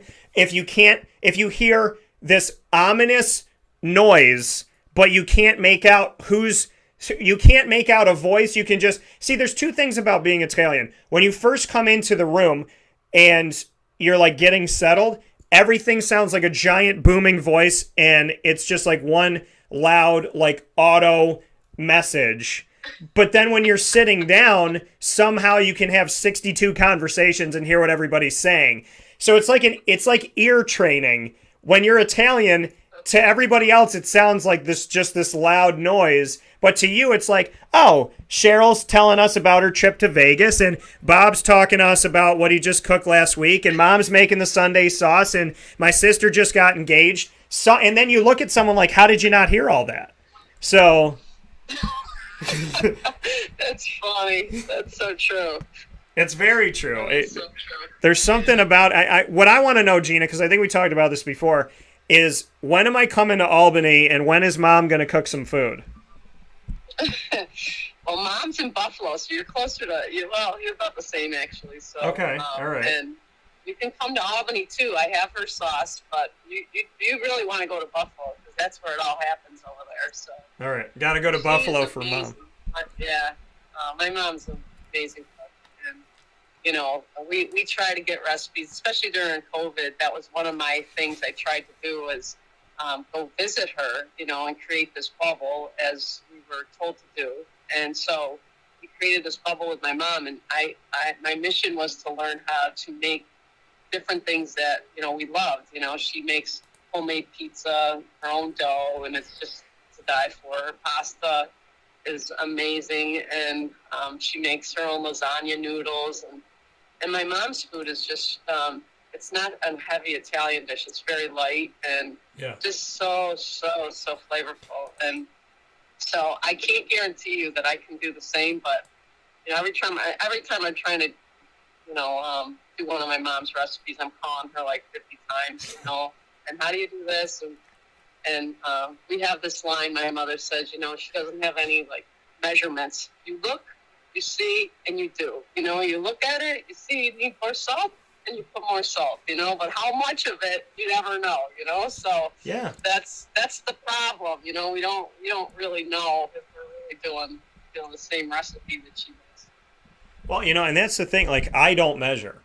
I always said, like, my best friend Evan, him and I are like brothers, and he is like meticulous. He's like wiping off the plate, he's plating it perfectly, he's taking hours to figure things out. So I said, I was like, he's like the methodical person, and I'm the mad scientist. I go in the kitchen, there's stuff getting thrown around, I'm not measuring anything. I told him if we did a cookbook, my side of the cookbook would be just, you know, me giving you ingredients and then telling you, like your mom, you know, just put it, enough. Well, how much is enough? It's enough. And, you know, that's how I cook. I cook without measuring, unless I'm doing baking. Because with baking, you have to measure or else everything blows up in the kitchen. But when it comes to, like, making food, I don't measure anything. And Well, the question is whose is better, your friend or yours?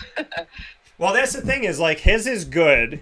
Like, he has good food, and he plates it. There was a day that we both made chicken, and he made chicken with asparagus, and this was years ago. He had come to visit, and he made this chicken dish with asparagus, and he's wiping off the plate, and he's making it look perfect. And I made this Asiago chicken where I don't know how I did this. I cut up the chicken, and I threw it on top of the stove, and I'm cooking it on top of the stove, and I cut up pieces of fresh thick Asiago, but I sliced it thin, and I put the Asiago on each piece of chicken, and I don't know how to tell you this, Gina, this was in divine intervention. The Asiago cheese didn't melt on the chicken, it melted inside of the chicken, and somehow went into the little pieces, and when you bit it, you could taste the Asiago, but you couldn't see it. My thing was a pile of, like, broccoli and chicken, and it was all over the place. And then his was like this, just like breast of chicken with asparagus.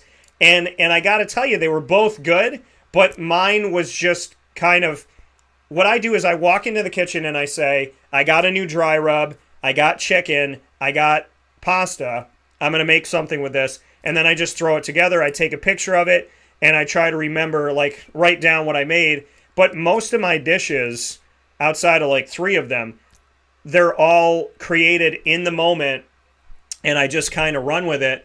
And if I like it, I make it again. But I mean, I don't usually get complaints, and I don't usually have a lot of leftovers. So I would like to hope that I'm doing something good, but when I cook, I do not measure. But I love to cook, and you and I talked about this off the air. And women allegedly love a man who loves to cook. But Gina, you know that the women that are not in your generation, or, you know, like, women are, how do I put this in a kind way? Men and women today collectively are insane. so they say that women like a man who can cook, but, you know, I never get that far, Gina, because I gotta throw all my stuff and run. So I never get there. That's funny. So, but speaking of, you know, the world that we live in today, there's been an evolution. And, you know, the evolution of women in sports has been a huge thing. I don't like singling out women or men because I feel like it further divides. But unfortunately, in the world that we live in today, women have never been treated equally in sports. So where men have always kind of been given the gold key and to go do whatever, you know, we haven't seen that with women the same. And so there has been an evolution of women in sports, of women in voting, of women in jobs. And I guess to start in a broad scope, Gina, as a woman in this world, what is it like to look through your looking glass at a world that took men and always elevated them and then made women just kind of follow behind 10 steps, 20 steps, 100 steps? How have you handled that as a woman, knowing that men have always been given more of an advantage? Yeah, such a great question. And, first of all, I grew up with 3 other sisters. So, we didn't have any brothers. And I had a dad who, really, really stood for education. He wanted us to make sure that we got our degree, and that, he was adamant for us to not only have a degree, but, to do something with it. And that we were going to, no matter what, whether we were married or not, we could support ourselves. So that's how we grew up. So we grew up with a dad that, taught us, that importance. He didn't speak about, us being, at a different level than men. He just taught us how important it was to, to have an education and have a degree. And later on, I think, at some point, all of us started to realize what my dad had been saying to all of us. And we were thinking that he had said it just to each one of us, I think. And we all got degrees. We all had, we all had careers. And, what was great about that is to know that you can survive, in a sense, on your own. You don't need to have a man to support you. And, in addition to that, of my 3 sisters, I was the one that, loved to play sports, and basketball was my thing. So, being around the sport growing up, I had to play against boys in order for me to be successful. There weren't a lot of girls in my neighborhood that played basketball at a level that I wanted to play at. And so even that, as much as, maybe my mom and my dad would question it at different times, they were always very supportive.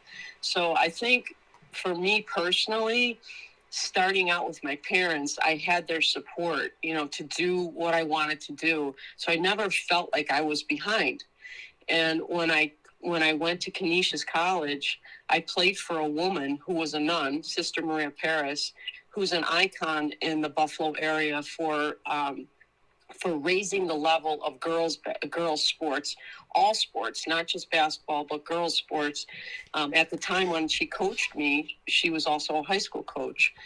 And she too was a very strong woman that helped all of us understand that, you play to a high level, you work to a high, and you work to a high standard, and you expect more, and you don't ever settle.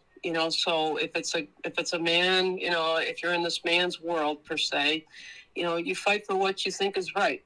And so, I feel like I really was blessed. I was talking to some of my college teammates a couple of weeks ago just about this, that we never felt like we were behind.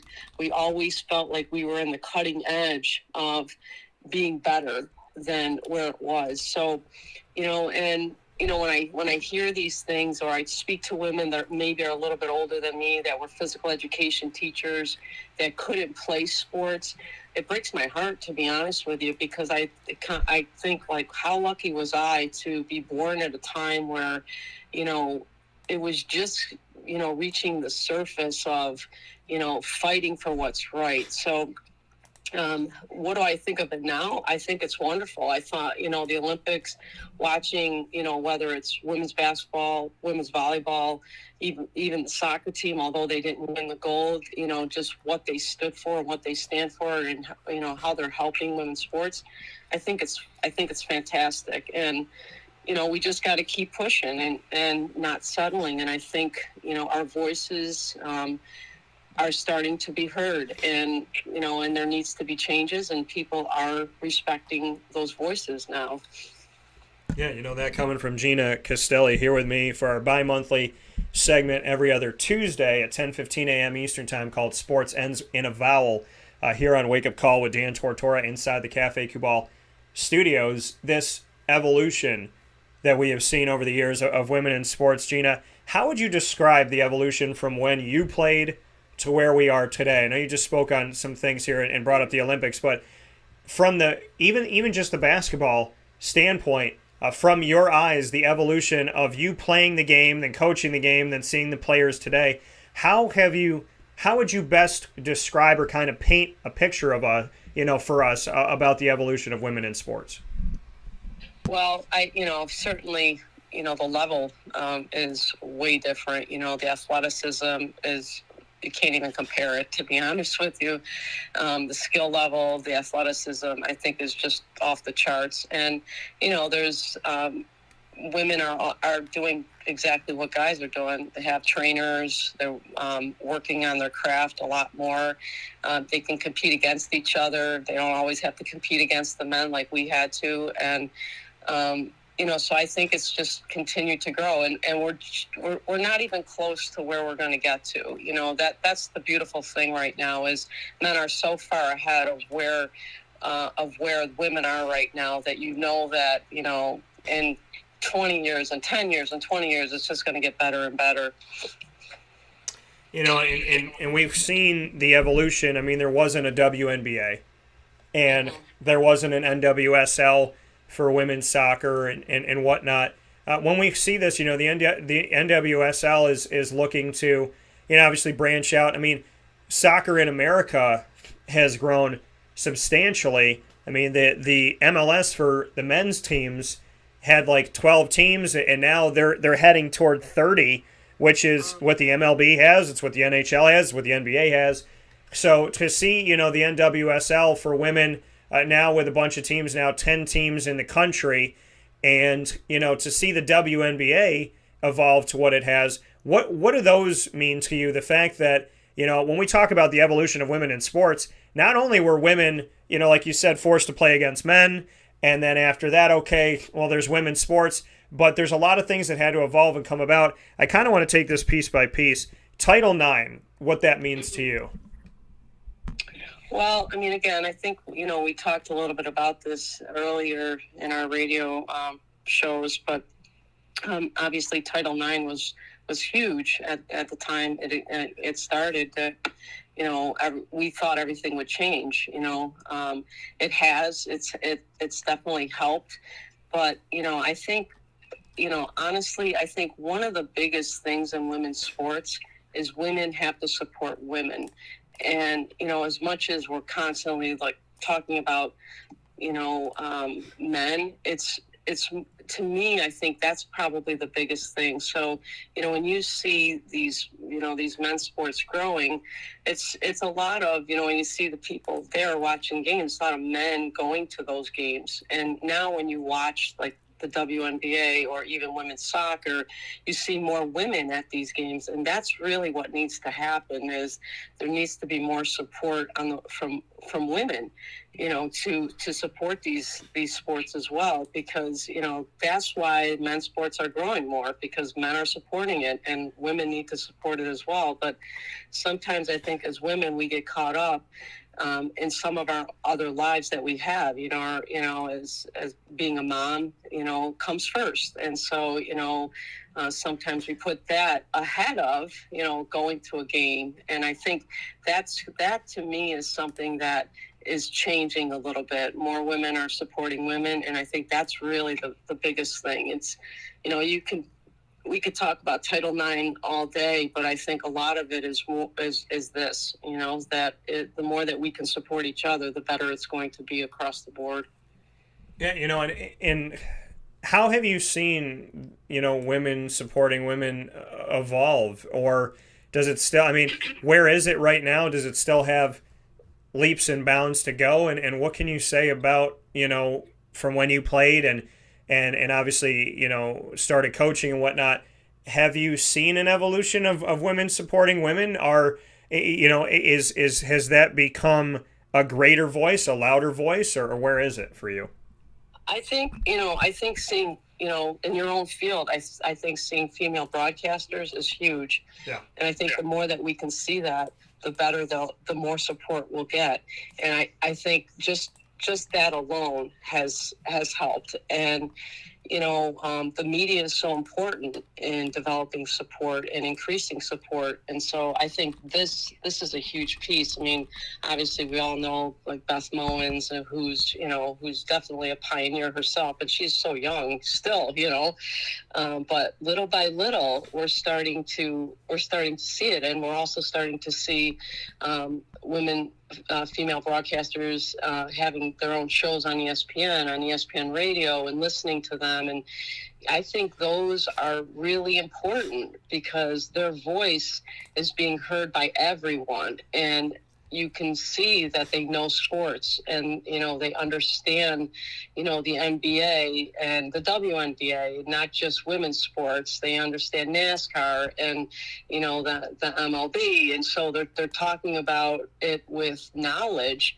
that for a man to listen to. I think that's important. And and little by little this raises the standard and raises the respect level of women in general. And I think, to me, this is just like, as an outsider, in a sense, looking in, this to me has been the biggest change, in watching women's sports. Well, yeah, and I think too is they would at times let a woman be a sideline reporter. And we got so used to seeing that, Susie Colbert on the sideline. Mm-hmm. But now to have a woman in the studio, on the radio, having her own show, hosting her own show. I think I agree with you completely. I think that's huge because me coming up out of college and going on to ESPN radio, it was only men, 100%. Mm-hmm. And when I started, they said, we cater to men 25 to 54. And I said, what about women? And my boss kind of said, good luck, tapped me out, kind of put his hand on my shoulder and said, good luck with that. And I was like, well, I'm going to get women on my show. And over the years, people were like, how do you get women to listen? I said, simple. I respect them, I give them a voice, I cover their sports, and I treat them as equal. If you want a woman to listen to your show, tell her that she mad hers. Tell her, I never understood where, it was like, this is a man's world, and I was like, why? Because I came from a school, Marywood University, where the women's team was far better than the men's team almost every year, and I'm sitting here going, I remember they're like, we're going to do the games, and I said, men's and women's? They go, no, just men's. And I said, well, what about the women? Well, we don't ever do it. And I said, okay, well, just because you never do it doesn't mean we shouldn't. And it was a double header, so all I had to do was get there 2 hours earlier. And I pushed to have women on there because I didn't understand the reason why not. And I think that, when you ask the question of why, I'm one of those people that always says, why not? And I think, Gina, that's something that we should have asked a long time ago. But I love that. I love just having good talent. I'm not going to hire you based on gender or color or nationality or language or background or whatever. I'm going to hire you based on your merit. And you can't tell me that there's not more than enough very credible, capable women that can be broadcasters and coaches and so on and so forth. And so I think that, to hire based on anything is wrong, but to not hire based on anything is wrong too. Mm-hmm. Right. Yes. Amen to that. And, and again, when I played college basketball, we did have radio, and at different points we were on TV too. Cable was just coming out then, and so again, there were things I felt like we were just so far ahead of, and I'm so grateful to Canisius as well as to Sister Maria for showing us and kind of paving the way, that when I was at Siena or at Moyne, seeing some things that women should already have.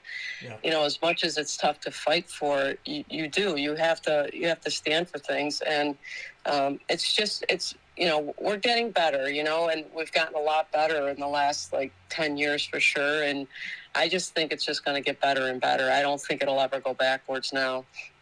Yeah, and so look at the WNBA and the evolution too. 12 teams in the WNBA: the Atlanta Dream, Dallas Wings, Los Angeles Sparks, Phoenix Mercury, Chicago Sky, Indiana Fever, Minnesota Lynx, Seattle Storm, Connecticut Sun, Las Vegas Aces, New York Liberty, and the Washington Mystics. What does that mean to you as a little girl growing up, having none of this come about and really be part of the evolution, a big part of the evolution and things growing, to see the WNBA come into existence. You got to experience that. I got to experience that. The fact that there was finally a place for collegiate women basketball players to go to. What has that meant to you, that not only you got to see it happen, but that it's still here today?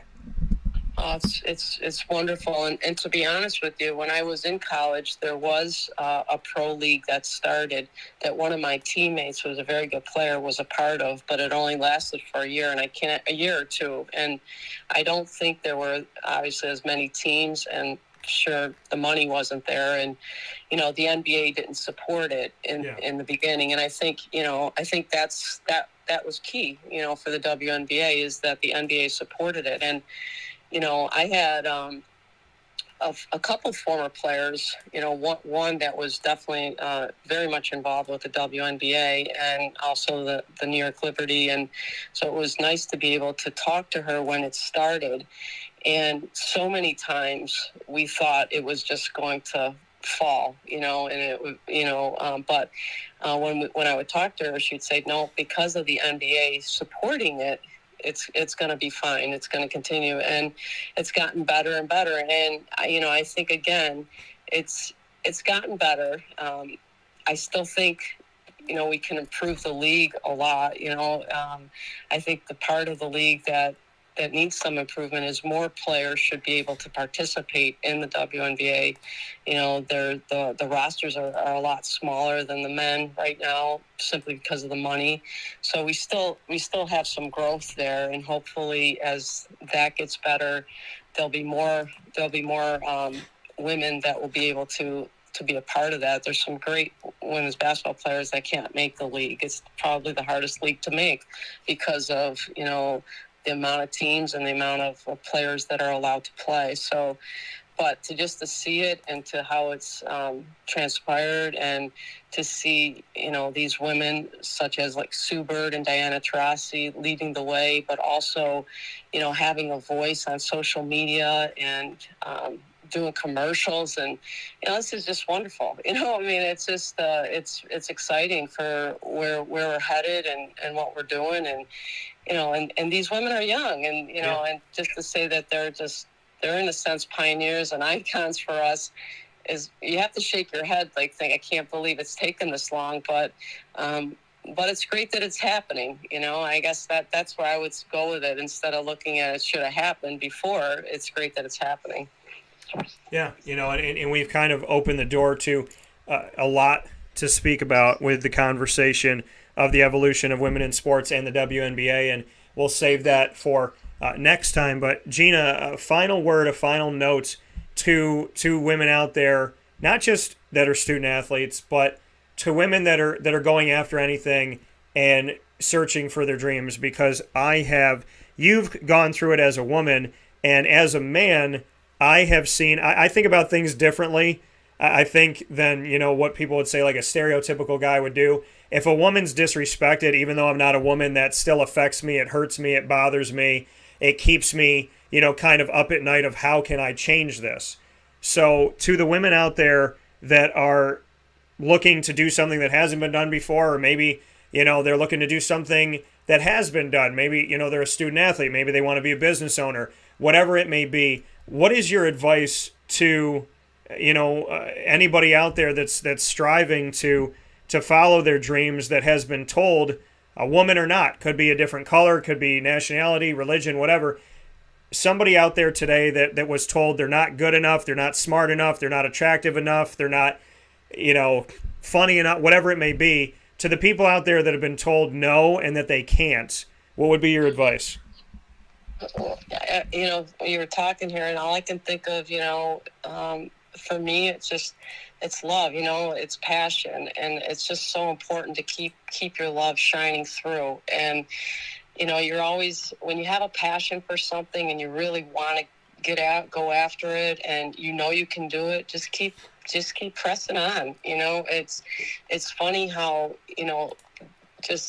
love just seems to find things for you in a sense. So, if you have a love for basketball and you're working at it and you're hoping to get a college scholarship, just keep working at it. Just keep working at it. And even for myself, I lived in the city of Buffalo. It wasn't like we had a ton of money, but ironically, a half a mile away was a park nearby that had basketball courts outside, and then they had a recreation center inside. So I was so fortunate that, God put me in that situation. That's like, it's almost like He knew, Gina's got this love. I'm going to build this recreation center for her. I got this, outdoor court, and I was able to, to build my craft there. And I just do feel that when you have a real passion and you want to get something, just stay with it. There's always bumps in the road regardless. And, you just can't let those bumps in the road get you, ever. If this is what you want to do, you're going to be able to do it. And if you can't do it, somehow it's going to put you on a path where you're going to find, the right thing for you. So that passion is going to take you somewhere in the right direction. So that would be my biggest message to anybody looking, that has a passion for anything. Well, to put it all very simple, love will find a way. Yeah, you got it. That's how it is. That's how it is, Dan. You put it right. That's how why you do what you do. That coming from Gina Castelli. Sports ends in a vowel. Every other Tuesday, bi-monthly on Wake Up Call inside the Cafe Kubal Studios. Gina, as always, I appreciate you, and I thank you for taking the time. I think, based on what we talked about today, it already kind of leads us into the next time we will talk again and the topic that will arise to expand upon, because I think there's more than enough to discuss here. But thank you for everything. Thank you for your positivity. Thank you, Dan. And thank you for leading with love and with that positivity and the passion. You're a constant testament to, being who you say you are and going after things and really believing in yourself and trusting in God. So above everything, I have to thank you for being Gina Castelli today. Thank you, Dan. Really appreciate it. Love being on the show. All right, I'll talk with you soon, okay? Thank you. Take care. Bye. That coming from Gina Castelli here on Wake Up Call with Dan Tortora, where sports meets that thing called life. So, with that being stated, we'll take a step aside for a fast break, and when we come back, we'll bring you the ingredients to success. Proudly brought to you by the wonderful and beautiful team at Avicolli's on the corner of Route 57 and Wetzel Road in Liverpool, New York. Route 57, there's so many routes in central New York. Route 57 and Wetzel Road, right at the corner, right there for you for decades. Avicolli's, Tuesday through Sunday, open for lunch, dinner, and drinks, inside and outside, as the weather has been beautiful. So we'll hear from Avicolli's with the ingredients to success right after this on Wake Up Call with Dan Tortora from inside of the Cafe Kubal Studios, where sports meets life.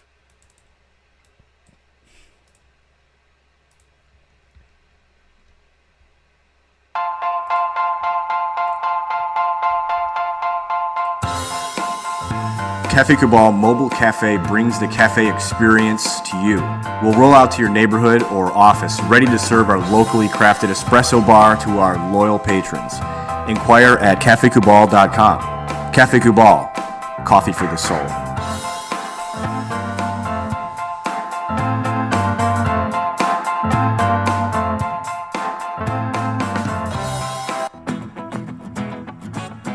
Hi, this is Amy from Mother's Cupboard, home of the whole frittata. We are open daily 6 a.m. to 1:30 p.m. For takeout orders, call 315-432-0942 and tune in to Wake Up Call with Dan Tortora for our monthly food challenge and try our Wake Up Call signature menu item available 7 days a week. Here at Mother's Cupboard, we are Central New York, and it's our honor to serve you.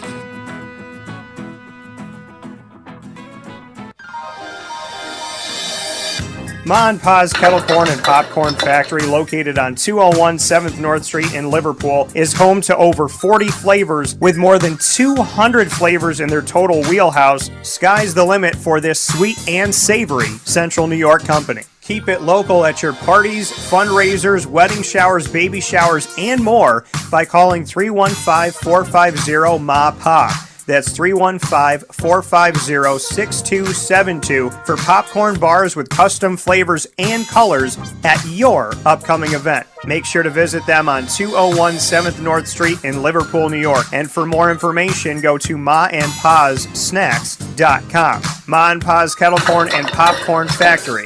How corny are you?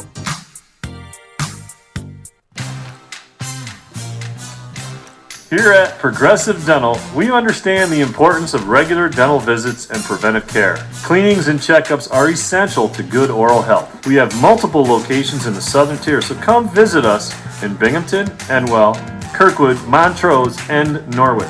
For self-pay non-insured patients, we offer the Smile Plan, which covers all of your cleanings, x-rays, and exams for an affordable yearly price. Call 607-754-2273 or 607-754-CARE to make an appointment today. For more information, visit our website at progressivedentalny.com.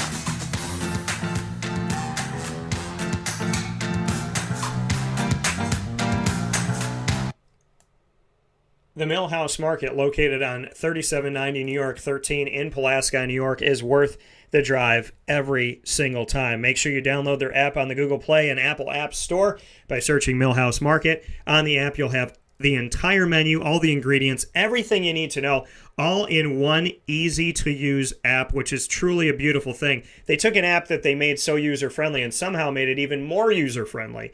Check it out today, the Millhouse Market app. Download it from the Google Play or Apple App Store. It'll have all of your homemade breads, desserts, salads, quinoa bowls, rice bowls, as well as their brick oven pizzas and the sandwiches named after the families that helped to settle today's Pulaski. Ingrained in our community and ingrained in our taste buds, the Millhouse Market is absolutely positively worth the drive every time. Tuesday through Saturday from 7 a.m. to 8 p.m. and on Sundays from 7 a.m. to 3 p.m. Head out to the Millhouse Market and give your taste buds what they truly want.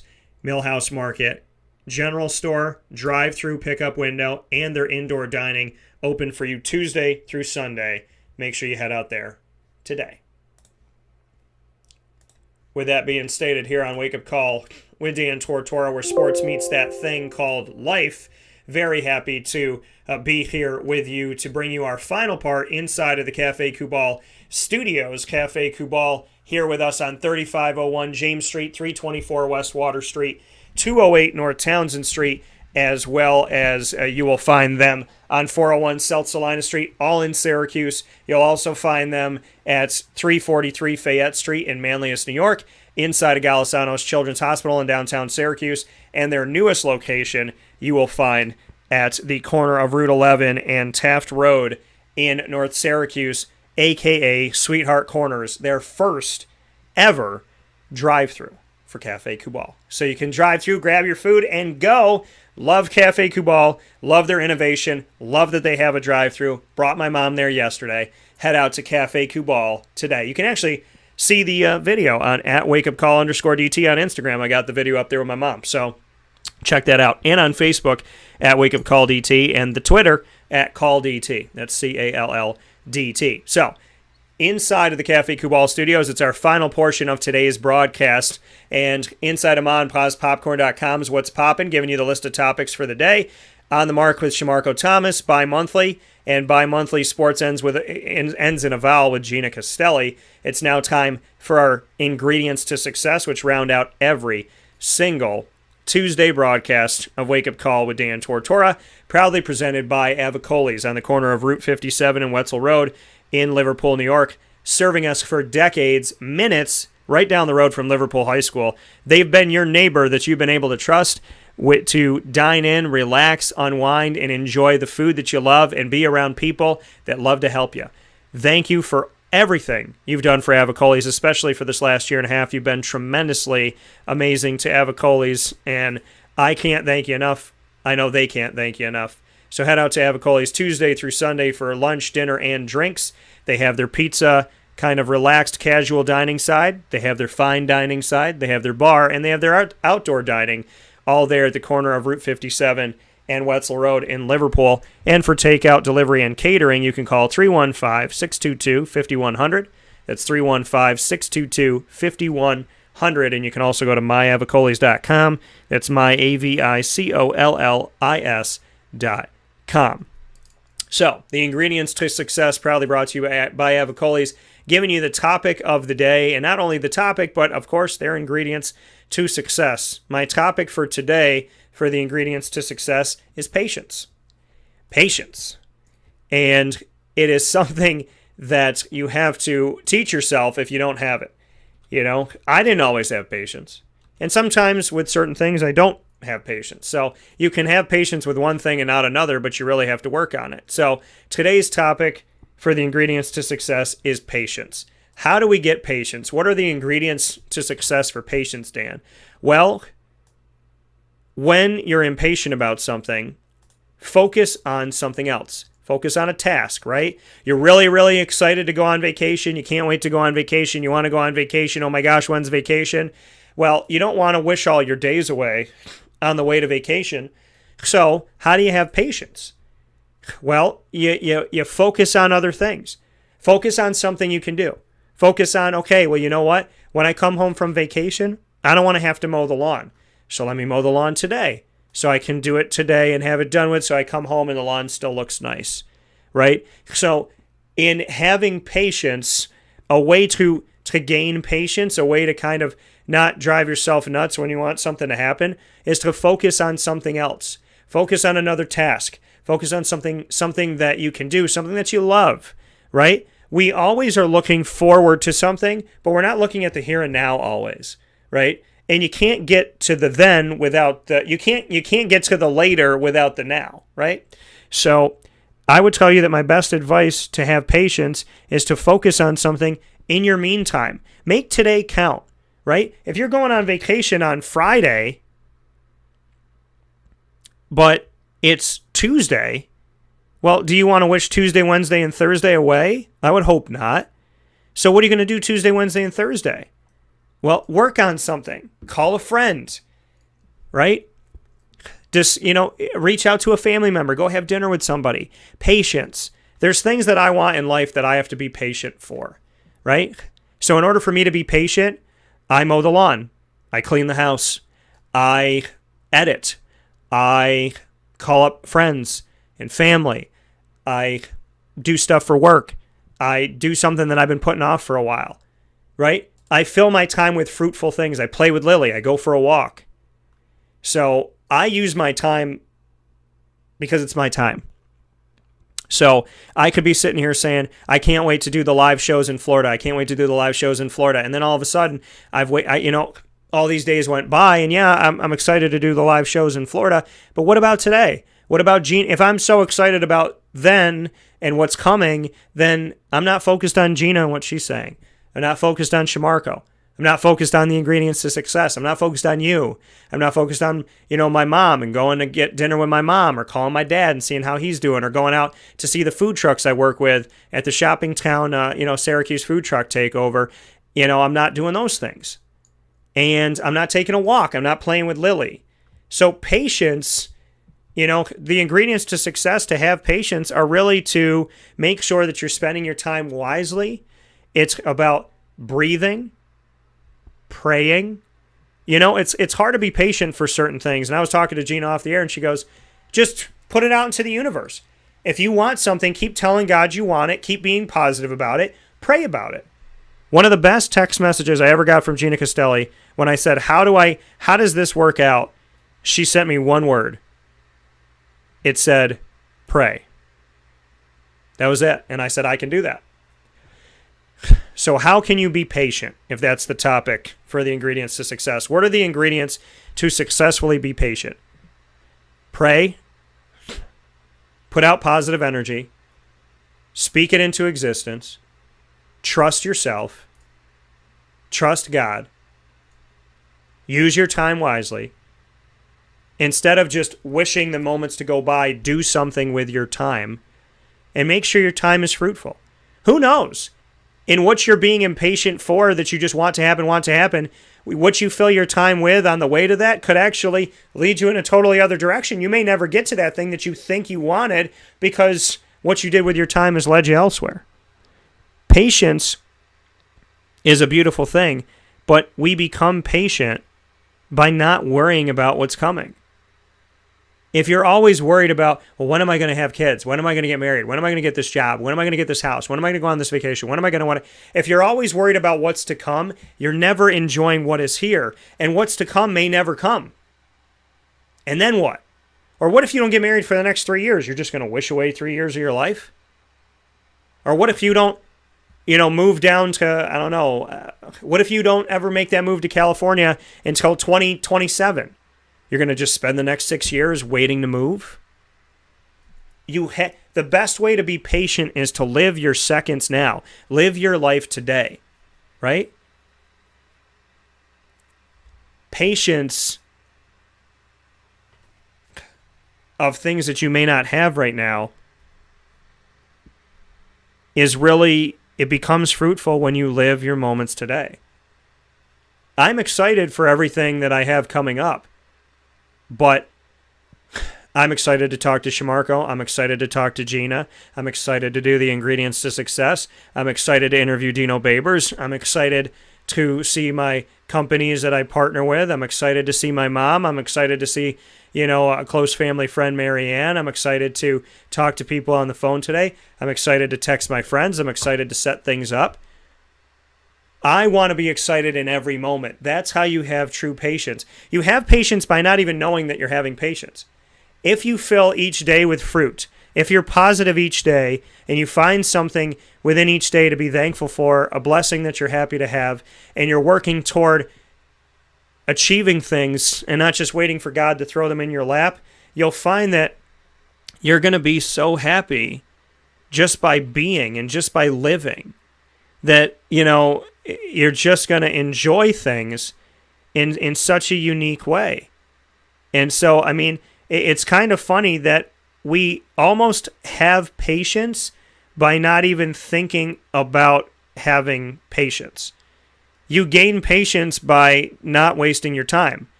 And in not wasting your time, you're being patient essentially, but you don't even know that you're being patient. So I would tell you the best way to be patient is to make the most of this second. And then patience ends up just happening.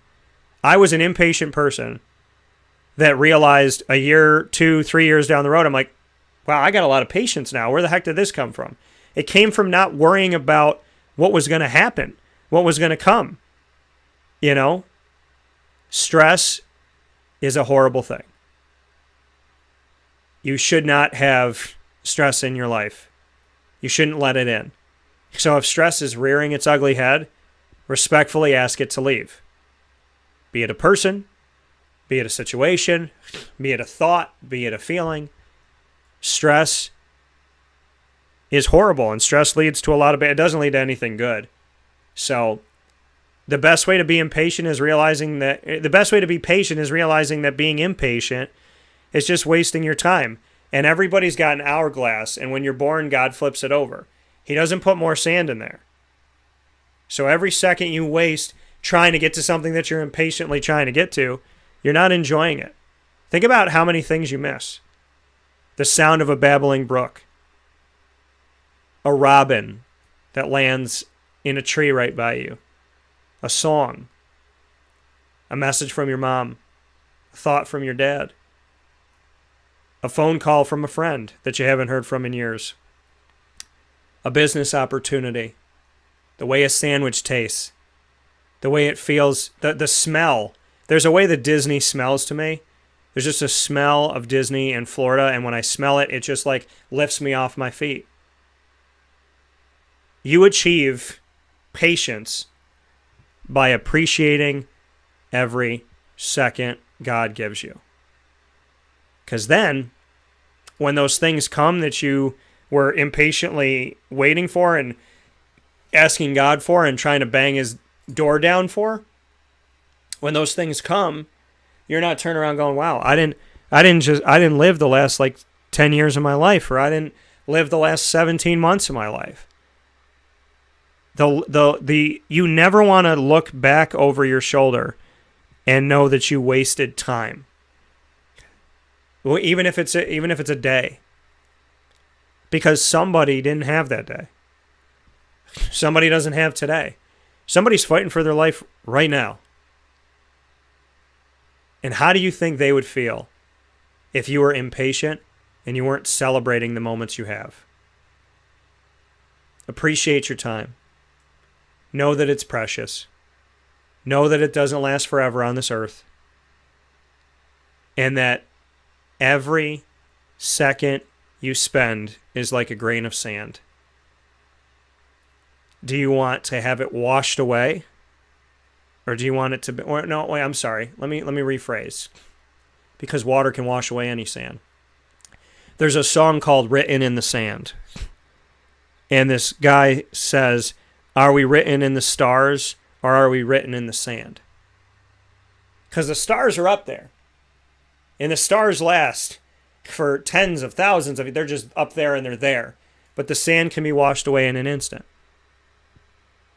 So are you living life appreciating all of your moments? Or are you living life waiting for something to happen? If I lived life waiting for the Spider-Man movie to come out, I would lose 11 months this year because it comes out in December. I can't wait for the movie to come out, but I don't want to wish my time away. I told God I can't wait to go on vacation.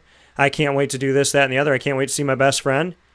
But I got time before that happens, and I want to make the most of the time that I have right now. As much as I can't wait to do that, I can wait because I want to enjoy my life. And I want to look back on August 10th of 2021 and say that I lived a good day. So the best way to be patient is to live your life to the fullest and appreciate it. Every second, make it count. Every grain of sand in your hourglass, make it matter. So that when it's up, you're happy. When it's up, you feel like you did something good.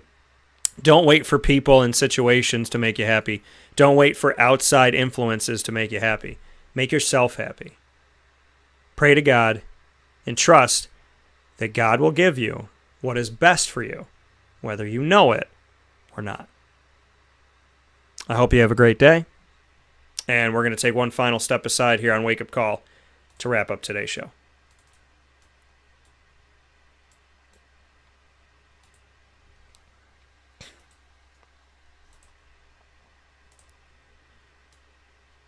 Avicolli is located on the corner of Route 57 and Wetzel Road in Liverpool, New York, which brings you the ingredients to success. Every Tuesday broadcast of Wake Up Call with Dan Tortora also brings you live on-site monthly broadcasts with the Liverpool Warriors athletic programs. We want to thank Ari Lieberman and the entire team at Liverpool High School, right down the road within walking distance from Avicolli's, for giving us the opportunity to showcase Liverpool Warriors athletics every single month exclusively at Avicolli's. Make sure you check out our Facebook at Wake Up Call DT, Twitter at Call DT, and Instagram at wakeupcall_DT to find out exactly what days and times we're going to be there every single month. And make sure you head out to Avicolli's Tuesday through Sunday for lunch, dinner, and drinks. Make sure you head out there and get yourself something special from Avicolli's. I love their veal. Nobody does it like they do. For takeout, delivery, and catering, 315-622-5100. And go to myavicollis.com. You can also go and see them on site at the corner of Route 57 and Wetzel Road in Liverpool, New York, Tuesday through Sunday for lunch, dinner, and drinks. Canine Camp Dog Daycare and Canine Campground Dog Boarding open for you all throughout the year, including on holidays, to take care of our little furry-loving friends. When you need to send your dog somewhere for the day or for a few days, you're going on vacation, you're renovating the house, whatever you got going on, when it comes to taking care of our dogs, you have to make sure that you bring them to a place that you can trust, a place that you appreciate, a place that you know is going to take care of them as an extension of your family. And there is no better place that defines that, in my opinion, than Canine Camp Dog Daycare and Canine Campground Dog Boarding. 228 Old Bridge Street for the daycare, and the campground is around the corner at 242 Johnson Street in East Syracuse. Get more information by going to k-9kamp.com and k-9kampground.com for the daycare and the campground, respectively. PB&J's Lunchbox, you follow them all over the community. Their food truck is all over central and upstate New York, and you love their grilled peanut butter and jelly sandwiches, which are award-winning. You love their Philly cheesesteak wraps and their grilled cheese and their burgers and everything they have to offer. Well, guess what? That food truck that you love to chase around central and upstate New York, when you have that craving, that hankering, that want to go to PB&J's Lunchbox, you now have a brick-and-mortar location by the highway, the Thruway, Destiny USA, and Onondaga Lake Parkway. Minutes from all of those on 663 Old Liverpool Road in Liverpool, New York. PB&J's Lunchbox is there for you today, so make sure you head out there and have yourself a fantastic, fantastic day for your beautiful stomach, because PB&J's Lunchbox does it different than everybody else. I believe that they're going to be on one of those international food shows at some point. PB&J's Lunchbox, 663 Old Liverpool Road in Liverpool, New York. Head out and try them today. Victory Sports Medicine and Orthopedics, make sure that you get out there today. Any injury from head to toe, they treat all different types of injuries, and they can treat you today. They have treated me fantastically for almost a decade now. Victory Sports Medicine and Orthopedics on 791 West Genesee Street in Skaneateles, New York. Minutes from Skaneateles Lake, have been fantastic to us, and I just appreciate everything they do in the community. Led by Dr. Mark Petropoli and the team, they listen to their patients, they care about their patients, and they walk you through what they're doing, and they tell you how they're going to lead you to victory. There is something special about a doctor that has a great bedside manner and will converse with you and help you to understand your rehab and physical therapy, surgery, as well as preventative care. Dr. Mark Petropoli has done it better than anybody else, and that's why I'm happy to go there. To 791 West Genesee Street in Skaneateles. Call them today to schedule your appointment for your injury, 315-685-7544. That's 315-685-7544. With that being stated, here on Wake Up Call with Dan Tortora inside of the Cafe Kubal Studios, I want to give a special thanks to everyone. Shout out to my mom, who said good advice and a great show. It's my biggest fan right there. If mom thinks it's good advice, then I must be doing something right, because she's given me advice my entire life. So I love you, Mom. Thank you to everybody for watching and listening inside of the Cafe Kubal Studios. Big shout out to ModPawsPopcorn.com. What's poppin'? Thank you to Shamarko for On the Mark, Shamarko Thomas. Bi-monthly every other Tuesday, so we'll see them in 2 weeks. Gina Castelli, Sports Ends in a Vowel, and Avicolli's with the ingredients to success. Today's topic was patience. Make sure you're watching and listening to Wake Up Call with Dan Tortora every Monday through Friday from 9 a.m. to 11 a.m. Eastern Time on YouTube.com/WakeUpCallDT, Facebook.com/WakeUpCallDT, Facebook.com/LiveNowDT, and on MixLR.com/WakeUpCallDT is internet streaming radio worldwide. And, of course, on WakeUpCallDT.com, you can listen on the homepage as well, where the MixLR feed is embedded. Once the shows go live, they get archived, and you can check out the archive with plenty of additions that have gone to them. Over a dozen shows have been added to Stitcher, TuneIn, iHeartRadio, Podbean, Spotify, MixLR, which also has an archive, iTunes and Apple Podcasts, and YouTube. Search Wake Up Call with Dan Tortora on any one of your favorite podcasting platforms, or search one word Wake Up Call DT, and you'll find us there. A big shout out to our Central and Upstate New York team, which is only growing, and God bless, and very thankful for that. Cafe Kubal, Carvel DeWitt, Wildcat Sports Pub, Avicolli's, Victory Sports Medicine and Orthopedics, Chick-fil-A Cicero and Chick-fil-A Clay, Honda City of Liverpool, Canine Camp Dog Daycare, Pizza Man, the Millhouse Market, Canine Campground Dog Boarding, Mother's Cupboard, Progressive Dental, PB&J's Lunchbox, and Ma and Pa's Kettle Corn and Popcorn Factory. Make sure you head out to maandpawspopcorn.com today if you order online from any one of the 50 states for in-store pickup here in the community, as well as to have it delivered to you. Literally all orders at maandpawspopcorn.com get 20% off if you use my promo code at checkout, DT20. That's DT20 at checkout from any one of the 50 states. DT20, maandpawspopcorn.com. Use that today. Thank you to Shamarko once again Thank you to Gina Castelli.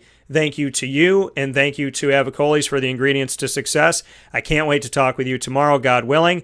And in the meantime, make sure you find us on Facebook at Wake Up Call DT, Twitter at Call DT, and Instagram at wakeupcall_DT. God bless. No stress. Do your best. Be good to yourself. Be good to each other. Have a fantastic day. And do what my mom and I did yesterday and head out to Cafe Cubal and fill your cup with some local love and appreciation. I'll talk with you soon. God is good. Say your prayers. Have faith. And live your day to the fullest. Give what is out of your control, give it to God. What is in your control, do the best you can. Meet God halfway and understand it's all going to work out for the good, right? God said he has plans for you to give you a hope and a future, not to give you a demise, not to bring you down, not to hurt you, not to give you pain. God promises to help, so let him do it and do the best you can. Help others, help yourself, and trust that God will help you out. Let go and let God and just do what's in your control. You cannot control anything else.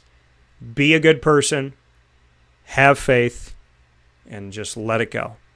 All right? Appreciate you all. Hope you have a great day. I'll talk with you soon. God bless.